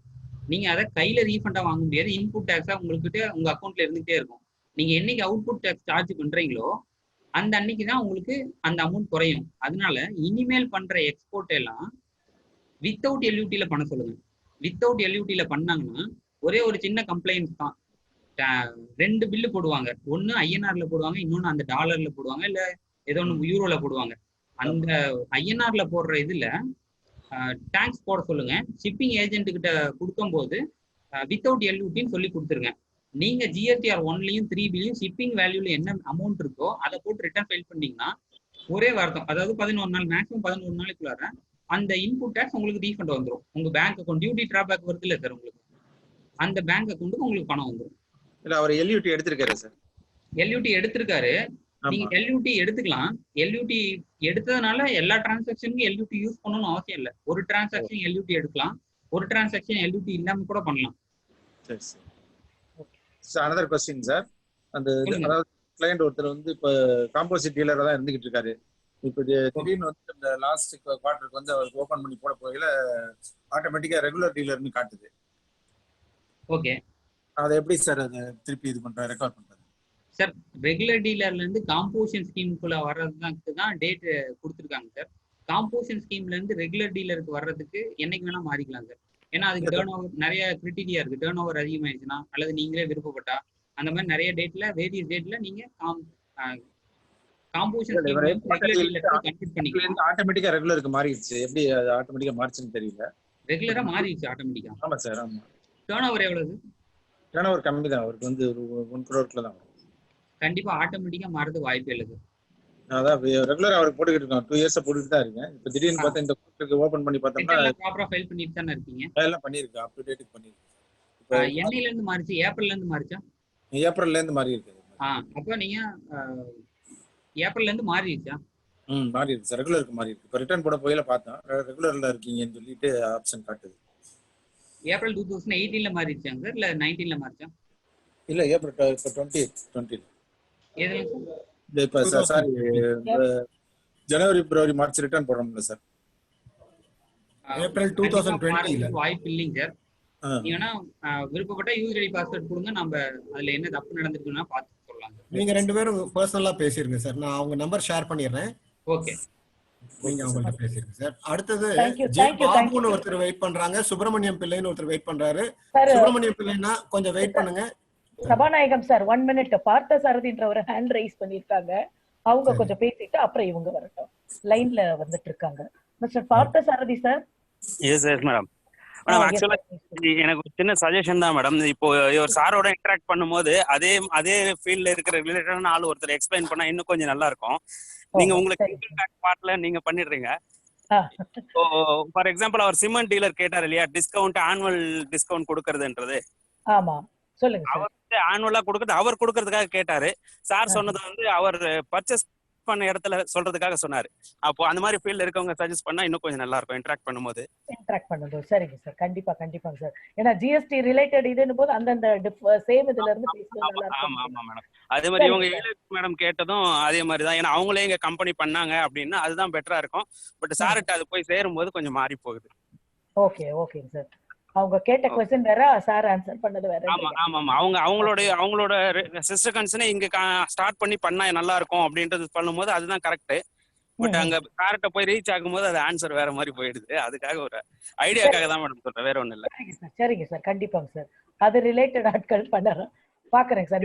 நீங்க இன்கம் டாக்ஸ் பார்ட்ல உங்களுக்கு தெரிஞ்சிடுறது நான் ஜிஎஸ்டில வரும்போது கொஞ்சம் வேரி ஆகலாம் அப்படின்றதுக்காக சொல்றேன் மேடம், வேற ஒண்ணும் இல்ல. ஒரு ஐடியாக்காக தான் மேடம். கண்டிப்பாங்க sir. Yes sir. Thank you sir. we will take it into consideration sir. thanks a lot sir. Yes பார்த்து சார். நெக்ஸ்ட் பாபு நினைக்கிறேன் sir. Good evening sir. Yes sir. உங்களோட क्वेश्चन கேளுங்க சார். சார் நான் ஒரு மேனுஃபேக்சரிங் யூனிட்ல ஒர்க் பண்றோம். அக்கவுண்ட்ஸ்ல ஒர்க் பண்றோம். ஹலோ சார், கேக்குதுங்களா சார்? கேக்குது சொல்லுங்க சார். சார் எங்களோட இது வந்து இப்போ ஒரு பிளான்ட் ஒன்று இது பண்ணிருக்கோம், பில்டிங் இது கன்ஸ்ட்ரக்ஷன் பண்ணிருக்கோம். Hello okay. அதுல வந்து பாத்தீங்கன்னா வந்து பிளான்ட் அண்ட் மிஷினரிக்கு வந்து தனியா ஒரு பிளான்ட்டும் ஆபீஸும் இன்க்ளூடிங் சேர்த்து ஒரு பில்டிங் கன்ஸ்ட்ரக்ஷன் பண்ணிருக்கோம். சார் இதுக்கு முன்னாடி கேட்டது பிரகாரம் பாத்தீங்கன்னா அந்த சிமெண்ட், அந்த இது பாத்தீங்கன்னா ஸ்டீலு, அந்த ஸ்ட்ரக்சரு, அந்த மேல ஷெட்டு போடுற இது, அதெல்லாம் வந்து இன்புட் எடுக்கலாமா எடுக்க கூடாதா? அப்ப நீங்க சொன்ன மாதிரி நாங்க அந்த இது அந்த செக்ஷன் அந்த 17ல போய் பார்த்து செக்ஷன் 5 இதுல போய் பார்த்ததுல வந்து அதாவது அந்த structure plant and machinery use பண்ற மெட்டீரியலுக்கு என்ன சிவில் ஸ்ட்ரக்சரோ அதனோட இன்புட் மட்டும் தான் எடுக்க முடியும் அப்படின்னு ஒரு சஜஷன் போட்டிருந்தாங்க. அதான் சார், அந்த பிளான்ட் அண்ட் மிஷினரிக்கு சப்போர்ட் பண்ற இன்புட் டாக்ஸே எடுத்துக்கலாம். அதாவது அதுக்கான பில்டிங் மெட்டீரியல் நீங்க யூஸ் பண்றீங்க, அதுக்கு தளம் போடுறதுக்கு ஒரு சிமெண்ட் வாங்குறீங்க, அந்த சிமெண்ட் எடுத்துக்கலாம். ஆபீஸ் பில்டிங் கட்டுறீங்க, அதுக்கான சிமெண்ட் எடுக்கக்கூடாது. அதாவது அந்த பிளான்ட் அண்ட் மிஷினரிக்கு ஒரு ரூஃப் போடுறீங்க, அது எடுத்துக்கலாம். ஆபீஸ் மெட்டீரியலுக்கு ஆபீஸ் பில்டிங்க்கு ஒரு ரூஃப் போடுறீங்க, அதை எடுத்துக்க கூடாது. அப்போ வந்து நம்ம வாங்குற மெட்டீரியல் வந்து செப்பரேட் பண்ணணும். அதாவது இது வந்து பிளான்ட்டுக்கு, இது வந்து காம்பவுண்ட் வாலுக்கு, இது வந்து ஆபீஸ் பில்டிங், அது மாதிரி செப்பரேட் பண்ணிட்டு அதுல ஐடென்டிஃபை பண்ணி எடுக்கணும்னு சொல்றீங்க. ஆமா, புக்ஸ் ஆஃப் அக்கவுண்ட்ஸ் கரெக்டா இருந்தா போதும் சார். Okay sir. அப்புறம் இன்னொரு டவுட் சார். இது வந்து இன்சூரன்ஸ் வந்து நம்ம வந்து வெஹிக்கிள் இன்சூரன்ஸ் இது பண்றோம். அப்புறம் வந்து பாத்தீங்கன்னா பில்டிங் இன்சூரன்ஸ் எடுக்கிறோம், ஸ்டாக்கு இன்சூரன்ஸ் இது பண்றோம். அப்புறம் வந்து பாத்தீங்கன்னா எம்ப்ளாய்க்கு வந்து பெனிஃபிட் கோசம் இன்சூரன்ஸ், ஜிஎம்சி இது இன்சூரன்ஸ் எடுக்கிறோம். இதனோட இன்சூரன்ஸோட இருக்குன்னா ஜிஎஸ்டி கிளைம் பண்றாங்க. அதை வந்து ஐடிசி அவைல் பண்ணிக்க முடியுமா சார்? ஸ்டாக்குக்கு உண்டானது இன்புட் டாக்ஸ், ஸ்டாக்குக்கு உண்டானது எடுத்துக்கலாம் சார். பில்டிங் உண்டானது எடுத்துக்க முடியாது. இல்ல நாங்க வந்து சாரி சார், பில்டிங் அதாவது இப்போ வந்து பேங்க்குக்கு நம்ம வந்து ஸ்டாக் ஸ்டேட்மெண்ட் இது கொடுக்கும்போது அவங்களோட இன்சூரன்ஸ் கவர் பண்ண சொல்றாங்க. அந்த ஒரே பாலிசில வந்து பாத்தீங்கன்னா பில்டிங்கும் இருக்கு, ஸ்டாக்கும் இருக்கு, ரெண்டுத்துக்கும் சேர்த்து மிங்கிள் பண்ணி ஒரு பாலிசி எடுத்துரும். நீங்க வேல்யூக்கு தகுந்தாப்புல ப்ரொபோஷனல் ரிவர்சல் பண்ணிக்கலாம் சார். ரூல் 42 ஒன்னு இருக்கு, அதுல ப்ரொபோஷனல் ரிவர்சல்னு ஒன்னு சொல்றாங்க. நீங்க அதுக்கு தகுந்தாப்புல ப்ரொபோஷனல் ரிவர்சல் பண்ணிக்கலாம். நீங்க சொன்ன மாதிரி ஸ்டாக்குக்கான இன்சூரன்ஸுக்கு ஃபுல்லாவே எடுத்துக்கலாம். இந்த மாதிரி கம்பெனியா வரும்போது அதுக்கான ப்ரொபோஷனல் ரிவர்சல் எடுத்துக்கலாம். பில்டிங்க்கு எடுக்க கூடாது. லேபர் வெல்ஃபேர் சொல்றீங்களா சார், அதுக்கான இன்சூரன்ஸ் இஎஸ்ஐ பிஎஃப் ஆக்ட்ல அவங்க கொடுத்திருந்தாங்கன்னா இந்த இன்சூரன்ஸ் எல்லாம் போடணும் அப்படின்னு சொல்லி மேண்டேட்டரியா கொடுத்திருந்தாங்கன்னா அதுக்கான இன்புட் டாக்ஸ் எடுத்துக்கூடாது. அது இல்லாம எக்ஸ்ட்ரா நீங்க அவங்களுக்கு பெனிஃபிட்டுக்கோசரம் போட்டிருக்கீங்க அப்படின்னா அதுக்கான இன்புட் டாக்ஸ் எடுத்துக்கலாம் சார். இல்ல ஜிஎம்சி போடுறோம் சார், அதாவது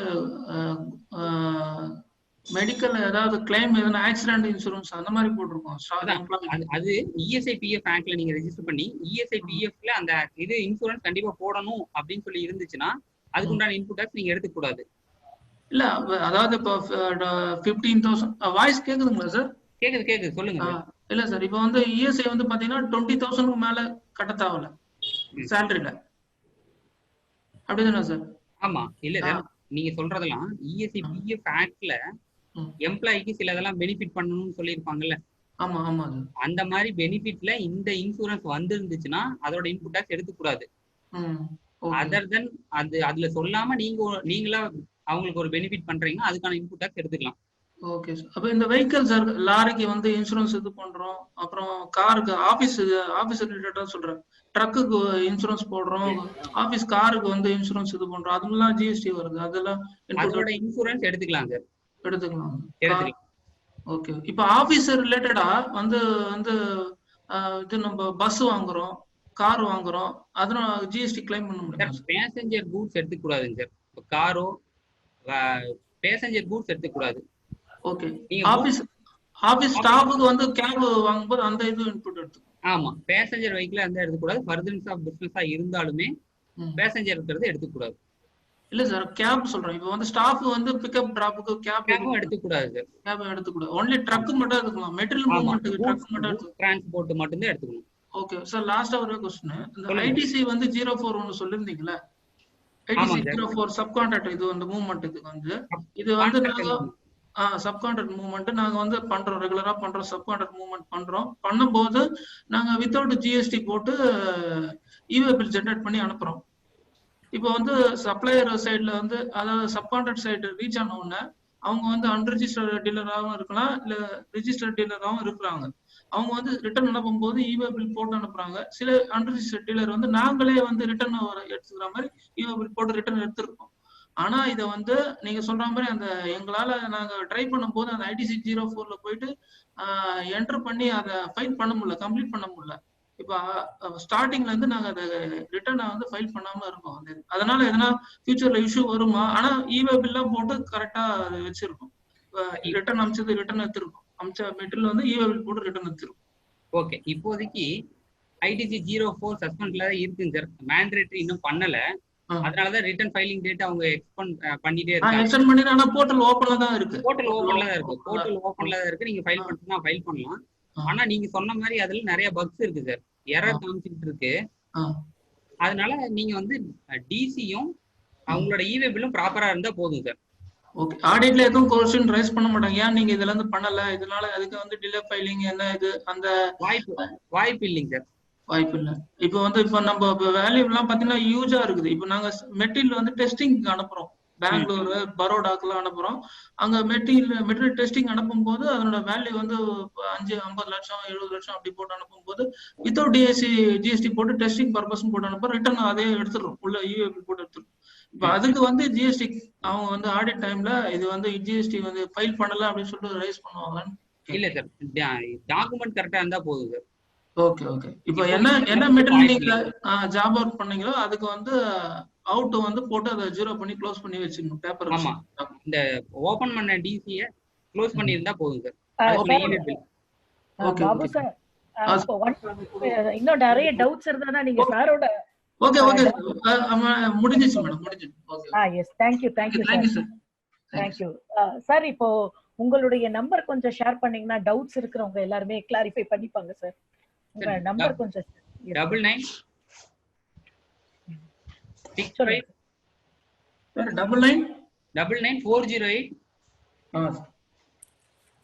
666 79.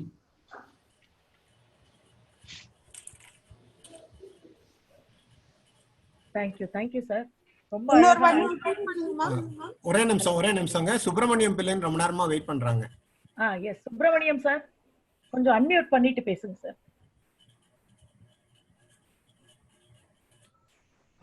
சார், முதல்ல நல்ல உங்களுக்கு வாழ்த்துக்கள். நல்ல அருமையாக எக்ஸ்பிளைன் பண்ணியிருக்கிறீங்க. Thank you sir. இதுக்கு முன்னாடி ஒருத்தர் பேசுனதை இது போல கேட்டிருக்கேன். அதை பார்க்கும்போது நீங்க நல்ல தெளிவாக அருமையாக எக்ஸ்பிளைன் பண்ணியிருக்கீங்க. அதுக்கு முதல்ல நன்றி அண்ட் வாழ்த்துக்கள். ரெண்டாவது, எனக்கு I am having a MSME manufacturing unit above 5 crore GST இதுல எல்லாம் ரெகுலரா பண்ணிட்டு இருக்கிறோம்.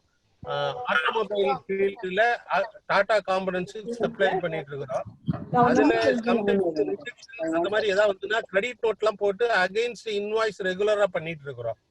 ஸோ அதுல ஐ ஹாவ் 2 questions.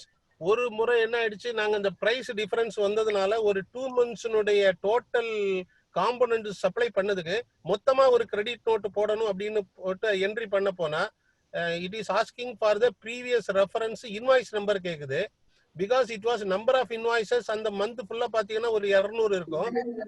ஒரு 2 months சேர்த்து பார்க்கும்போது 600 இன்வாய்ஸையும் சேர்த்து போட முடியல. அப்படி போடும்போது ஒரே இன்வாய்ஸா நம்ம போட்டு டெபிட் நோட் அந்த கிரெடிட் நோட் போட்டு ஒரே இதா போட்டு என்ட்ரி பண்ணும்போது அந்த இன்வாய்ஸ் ரெஃபரன்ஸ் கேட்கும் போது எங்களால கொடுக்க முடியல. இது ஒரு இஷ்யூ இருக்குது. At the second point, at the end of the year மார்ச்ல customer was asking for some credit note. அந்த லம்சம் கேட்கும் போதும் அந்த ஃபியூச்சர் பிசினஸ் இன் கண்டினியூஷனுக்காக அந்த கிரெடிட் நோட் அவங்க பேசுறதுல நெகோசியேட் பண்ணி ஒரு அக்செப்ட் பண்ணிக்கிறோம். அது இந்த கிரெடிட் நோட் ரைஸ் பண்ணதுன்னா கூட though we have agreed for it, அதுல ஜிஎஸ்டில அந்த இதுல அதுவும் அக்கௌண்ட் ஆகும்போது அதை எப்படி reference point reference invoice number எதுவுமே கொடுக்க முடியாது.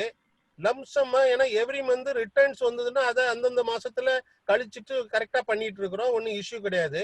But end of the year வரும்போது இந்த மாதிரி லம்சம் வரும்போது என்ன இன்வாய்ஸ் ரெஃபரன்ஸ் கொடுக்கறது, அதுக்கு என்ன ப்ரொசீஜர் பண்ற சார்? ஃபர்ஸ்ட் பாயிண்ட், ரெகுலர் இது ரிஜெக்ஷன் வந்து because of the price reference number of invoices are more. So I am not able to give.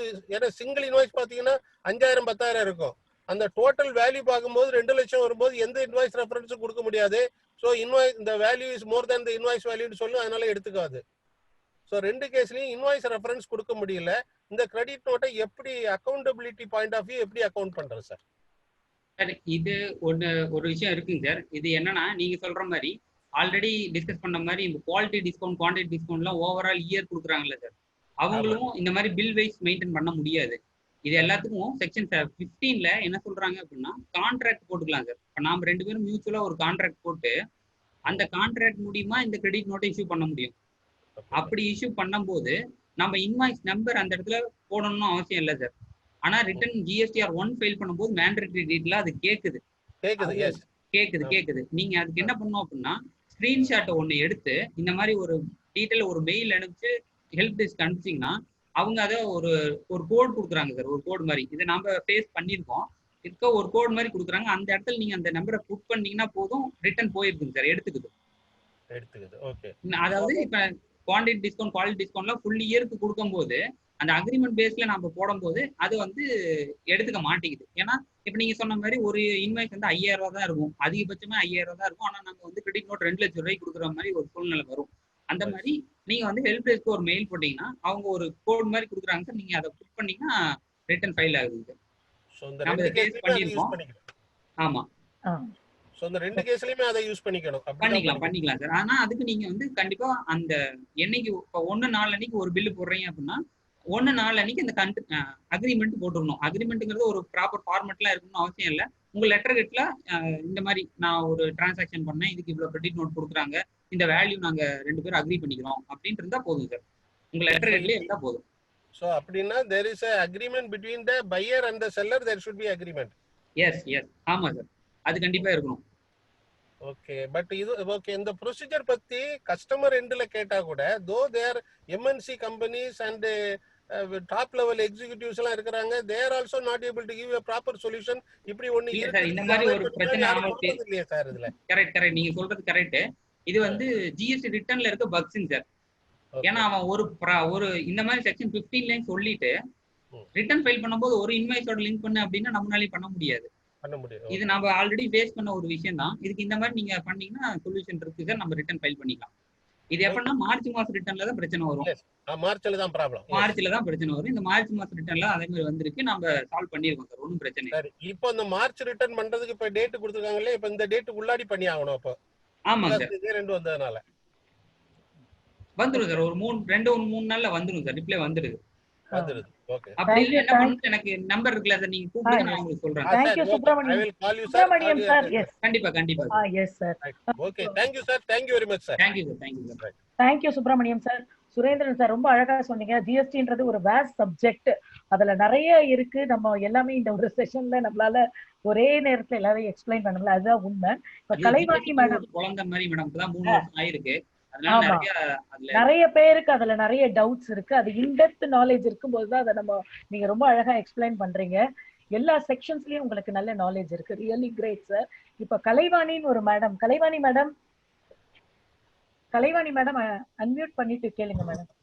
சொல்லுமா Shanthi. Good evening. Good evening madam. Question ஏதோ இருக்கு? Sir, I am already running a business. ஒரு இன்னொருத்தர் வந்து ஒரு 6 unit வந்து எங்களோட sister கன்சர்னா பண்ணலாம்னு யோசிக்கிறோம். அப்போ அதுக்கு ஜிஎஸ்டி வந்து நம்மளுடைய கம்பெனி எக்ஸிஸ்டிங் கம்பெனில போடாம தனியா பண்ணலாமா, எப்படி பண்ணணும்? ஆனா அவங்களால அந்த மிஷினரிக்கான சரியான பில் எல்லாம் கொடுக்க முடியாது. Running they not able to run the business, so I want to assist them. எங்க கிரியேட் பண்றீங்க மேடம் கம்பெனியை? இந்தியாலயா? I am doing the printing and publishing. இல்ல எங்க பண்றீங்கன்னு கேக்குறாங்க மேடம். ராயப்பேட்டா. இங்க ராயப்பேட்டா தான்ப்பா. ஓகே, இங்க இருந்து என்ன பண்றீங்க மேடம்? நாங்க பிரிண்டிங் பிரிண்டிங் பண்ணிட்டு இருக்கோம். நாங்க already we have done this business. Okay, இன்னொருத்தர் வந்து இதே மாதிரி ஒரு மிஷின் போட்டு பண்ணிட்டு இருக்காரு, பட் அவரால் பண்ண முடியல.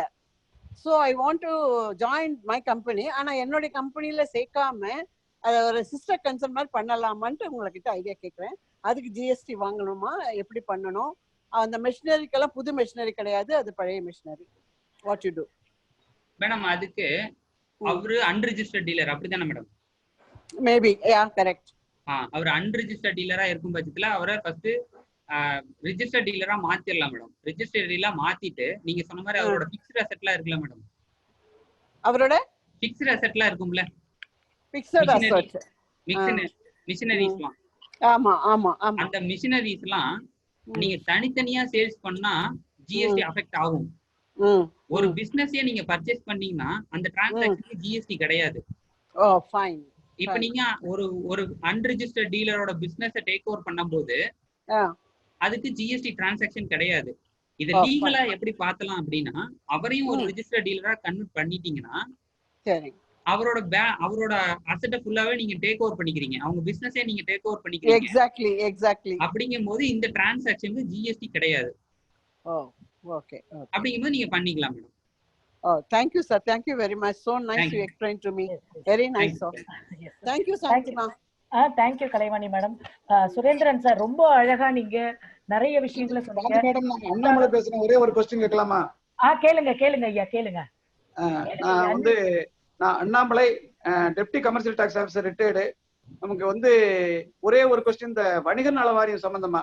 வணிகர் நல வாரியத்துல 500 ரூபாய் கட்டி ரிஜிஸ்டர் பண்ணவங்களுக்கு சில சலுகைகள் அறிவிச்சிருக்கிறதாகவும் கவர்மெண்ட் இப்ப லிஸ்ட் வாங்கிட்டு இருக்கிறதாகவும் சொல்றாங்க. அது எந்த அளவுக்கு உண்மை? அந்த 500 ரூபாய் கட்டினவங்க மறுபடியும் ரெனியூவல் பண்ணணுமா? இப்ப என்ன பெனிஃபிட்ஸ் அனுபவிக்கிற மாதிரி சொல்லியிருக்கிறாங்க, ஏதாவது சொன்னா தெரியும். சார் சுரேந்திரன் சார் ரொம்ப நீட்டா பேசியிருக்கிறாங்க, ரொம்ப பொறுமையா கேள்வி கேட்டது போல சொல்லியிருக்கிறாங்க. இது ஒரு ரிட்டையர்ட் ஆஃபீஸர்ங்கிற முறையில் இப்ப வணிகர் நலர்களுக்கு என்ன நடக்குது, வணிகர்களுடைய சார்பாக என்ன தெரிஞ்சுக்கிற முடியுங்கிறக்காண்டி கேட்கிறேன். சார் இப்ப அது எப்படி போயிட்டு இருக்குன்னு நான் இன்னும் பாக்கலைங்க சார். நான் வேணா பார்த்துட்டு உங்களுக்கு அப்டேட் பண்றேன் sir. Thank you sir. Thank you sir. அவருடைய நம்பரை உங்களுக்கு ஷேர் பண்றோம் சார். நீங்க அவங்க பார்த்துட்டு உங்களுக்கு இது பண்ணுங்க ப்ளீஸ் சார். தேங்க்யூ. ரொம்ப நேரம் ஆயிடுச்சு, அதனால அடுத்த செஷன் போக வேண்டியிருக்கு. நிறைய பேருக்கு நிறைய டவுட்ஸ் இருக்கும். ஏன்னா ஒவ்வொருத்தருக்கும் ஒவ்வொரு பிஸ்னஸ், ஒவ்வொரு டிஃப்ரெண்ட் ஆங்கிள் அதுல டவுட்ஸ் எல்லாமே இருக்கும். ஸோ 1-to-1 நீங்க இதை கிளாரிஃபை பண்ணீங்கன்னா கொஞ்சம் நல்லா இருக்கும். தேவைப்படுறவங்க சாரோட நம்பர் இங்க சாட் பாக்ஸ்ல இருக்கு, எடுத்துக்கோங்க. எடுத்து அவர்கிட்ட டவுட்ஸ் கிளியர் பண்ணிக்கோங்க. Thanks a lot. Thank you very much Surendran sir. ரொம்ப thank you very much. Thank you Annamalai sir. Surendran sir ரொம்ப அழகா ஆன்சர் பண்ணீங்க. You are having in-depth knowledge இருக்கு உங்களுக்கு இந்த ஜிஎஸ்டில. Really great sir. Thank you Shanthi madam. Thank you Shanthi madam. பிரமாதமா கோஆர்டினேட் பண்ணீங்க. இந்த கொஸ்டின் செஷன் வந்து ரொம்ப டிஃபிகல்ட். ஏன்னா எப்படி ஆன்சர் சொல்றது டிஃபிகல்ட்டோ, கொஸ்டின் கேட்கறதும் டிஃபிகல்ட் தான். இதுல நாம சொன்ன மாதிரி சில இது இருக்கு, சில மிஸ் அண்டர்ஸ்டாண்டிங் இருந்திருக்கலாம். we are sorry about it. in any case நம்ம வந்து we have shared the number of Mr. Surendra and அதனால நீங்க directly you can also contact him. But ஒரு எஸ்எம்எஸ் அனுப்பிச்சிட்டு அவருக்கு எப்போ ஃப்ரீ டைம்னு கேட்டுட்டு நீங்க வந்து கொஸ்டின்ஸ் கேட்டீங்கன்னா டைம் ஃபோன் பண்ணீங்கன்னா நல்லா இருக்கும் அப்படிங்கிறது என்னுடைய ஆவல். இப்போ வந்து will go to the last portion of the session. Thiru Vasu brother சென்னையில இருந்து மீடியா லிங்க்ல இருந்து அவங்க இருக்காங்க. அவங்கள வந்து can I ask him to propose the vote of thanks as well as portal also. அந்த போர்ட்டலை பத்தி கொஞ்சம் இன்ட்ரோடியூஸ் பண்ணிட்டு. தேங்க்யூ சபாநாயகம் சார். Thank you Shanthi madam. பரபரப்பா இருந்தது. ஜிஎஸ்டினால குழப்பம் இந்தியா ஃபுல்லா இருக்குது. ஆனா சிம்பால வந்தாலும் தெளிவா இருக்குன்றது நிரூபிச்சிருச்சு. சுரேந்திர சார் மகிழ்ச்சியா கொடுத்திருந்தாரு. இப்போ சுரேந்திர சொன்னது வந்து நீங்க ஜிஎஸ்டி இருந்தும் பிசினஸ் பண்ணலாம், ஜிஎஸ்டி இல்லாம பிசினஸ் பண்ணலாம் அப்படின்னு சொன்னாரு. ஆனா இம்பாக்குள்ள இருக்கணும்னா இம்பா போர்ட்டல் ரிஜிஸ்டர் பண்ணதான் இருக்க முடியும். அந்த இம்பா போர்ட்டல் ரிஜிஸ்டர் பண்ணுங்க, வணிகத்தை வளர்த்துக்குங்க. அதுக்கு impaweb.com அப்படின்னு ஒரு போர்ட்டல் இருக்கு. அது உள்ள போயிட்டு நீங்க ட்ரேடா ரிஜிஸ்டர் பண்ணிட்டீங்கன்னா உங்களுக்கு வேண்டிய தகவல்லாம் வரும். நீங்களே வந்து அதுக்குள்ள வந்து வணிக ரொட்டேஷனும் நடக்கும். அதை முதல்ல பண்ணிக்கோங்க. அதை பத்தி உங்களுக்கு வாட்ஸ்அப்லயோ மெசேஜ் எல்லாத்தையும் கொடுத்துட்டு இருக்காங்க. impaweb.com www.impaweb.com நீங்க ரிஜிஸ்டர் பண்ணீங்கன்னா வணிகத்துக்கு ரொம்ப சிறப்பா இருக்கும். அதை நீங்க பண்ணிக்கோங்க. அடுத்தது வந்து இன்னொரு பொறுப்பு கொடுத்துருக்காங்க. இம்பாக்கு அந்த நிகழ்ச்சி அளவுக்கு ஒரு நன்றி தெரிவிக்கணும் அப்படின்றது. அதுக்கு முன்னாடி ஒன்று சொல்லிக்கிறேன். அன்பை காட்டியும் அன்பை ஊட்டியும் வளர்ப்பது அன்பின் அன்னையின் தன்மை, உண்மையின் தன்மை, இயல்புன்னு சொல்லலாம். அறிவை ஊட்டியும் அறிவை காட்டியும் வளர்ப்பது தந்தையோட ஒரு இயல்பு. ரெண்டுத்தையும் ஒரு சேர இணைச்சு கொடுக்கறது இம்பாவோட இயல்பு. அதனாலதான் பாருங்க உங்களுக்கு ஜிஎஸ்டி ஒரு காம்ப்ளிகேட்டட் சப்ஜெக்ட் கொண்டு எளிவா அப்படி ஊட்டுற மாதிரி கொடுத்துருக்காரு. அதுவும் எப்படி போடாமல் பால் அடிக்கிறாரு, எதை கேட்டாலும் பதில் சொல்றாரு. எல்லாத்தையும் நோட் பண்ண ஒரு சிறப்பா கடைசியா முத்தாய்ப்பு சொன்னாரு. ப்ராடக்டை சேல்ஸ் பண்ணீங்கன்னா ஜிஎஸ்டி உண்டு, ஆனா பிசினஸே சேல்ஸ் பண்ண ஜிஎஸ்டி கிடையாதுன்னு வித்தியாசமான ஒரு பதிவு. அது இதற்கு நான் கேட்காத ஒரு பதிவு. அதே மாதிரி சுப்பிரமணியா வந்து ஒரு கேள்வி கேட்டாரு. எம்என்சி கம்பெனிகள் இருந்தவங்களுக்கும் கேள்விகள் நிறைய கேட்டு பார்த்துட்டாங்க, நிறைய எக்ஸ்பர்ட்லாம் கேட்டு பார்த்தா எதுவுமே இல்லை அப்படின்னாரு. இது வந்து என்ன தெரியுதுன்னா, இம்பால வந்தீங்கன்னா எல்லாத்துக்கும் கேள்வி கிடைக்கும், எல்லாத்துக்கும் விடை கிடைக்கும், எல்லாத்துக்கும் வணிகம் கிடைக்கும் என்று கூறி இங்க ஆரம்பத்துல இருந்து இந்த இது சொன்ன இந்துமதி அம்மா இந்த வரவேற்பு நிகழ்த்தினாங்க. அதுக்கப்புறம் சபாநாயகர் தொடர்ந்து அருமையாக அதை தொகுத்து கொண்டு போய் கொடுத்தாரு. அதுக்கப்புறம் ஐயா சுரேந்திர ஐயா அவரோட சிறப்புக்கு இதுவே கிடையாது. முத்தார் நிறைய விஷயங்கள் சொன்னாங்க. ரொம்ப வாழ்த்துக்கள். அவர் அடிக்கடி கூட்டுவாங்க சபாநாயகர் ஐயா இதுக்கு. அடுத்தது கேள்வி கணையை வந்து பார்த்தீங்கன்னா ஒரு கேள்வி உள்ள சமுதாயம் படைக்கணும். நிறைய கேள்விகள் வந்தது. இந்த கேள்வியை வந்து ரொம்ப அழகா வந்து கொண்டு போய் சேர்த்தது சாந்தியமாக திறமை. அது ரொம்ப அவங்களுக்கு நன்றி தெரிவிக்கிறேன். அதுக்கப்புறம் கேள்விகளை கேட்ட நண்பர்கள் எல்லாருக்கும் நன்றி.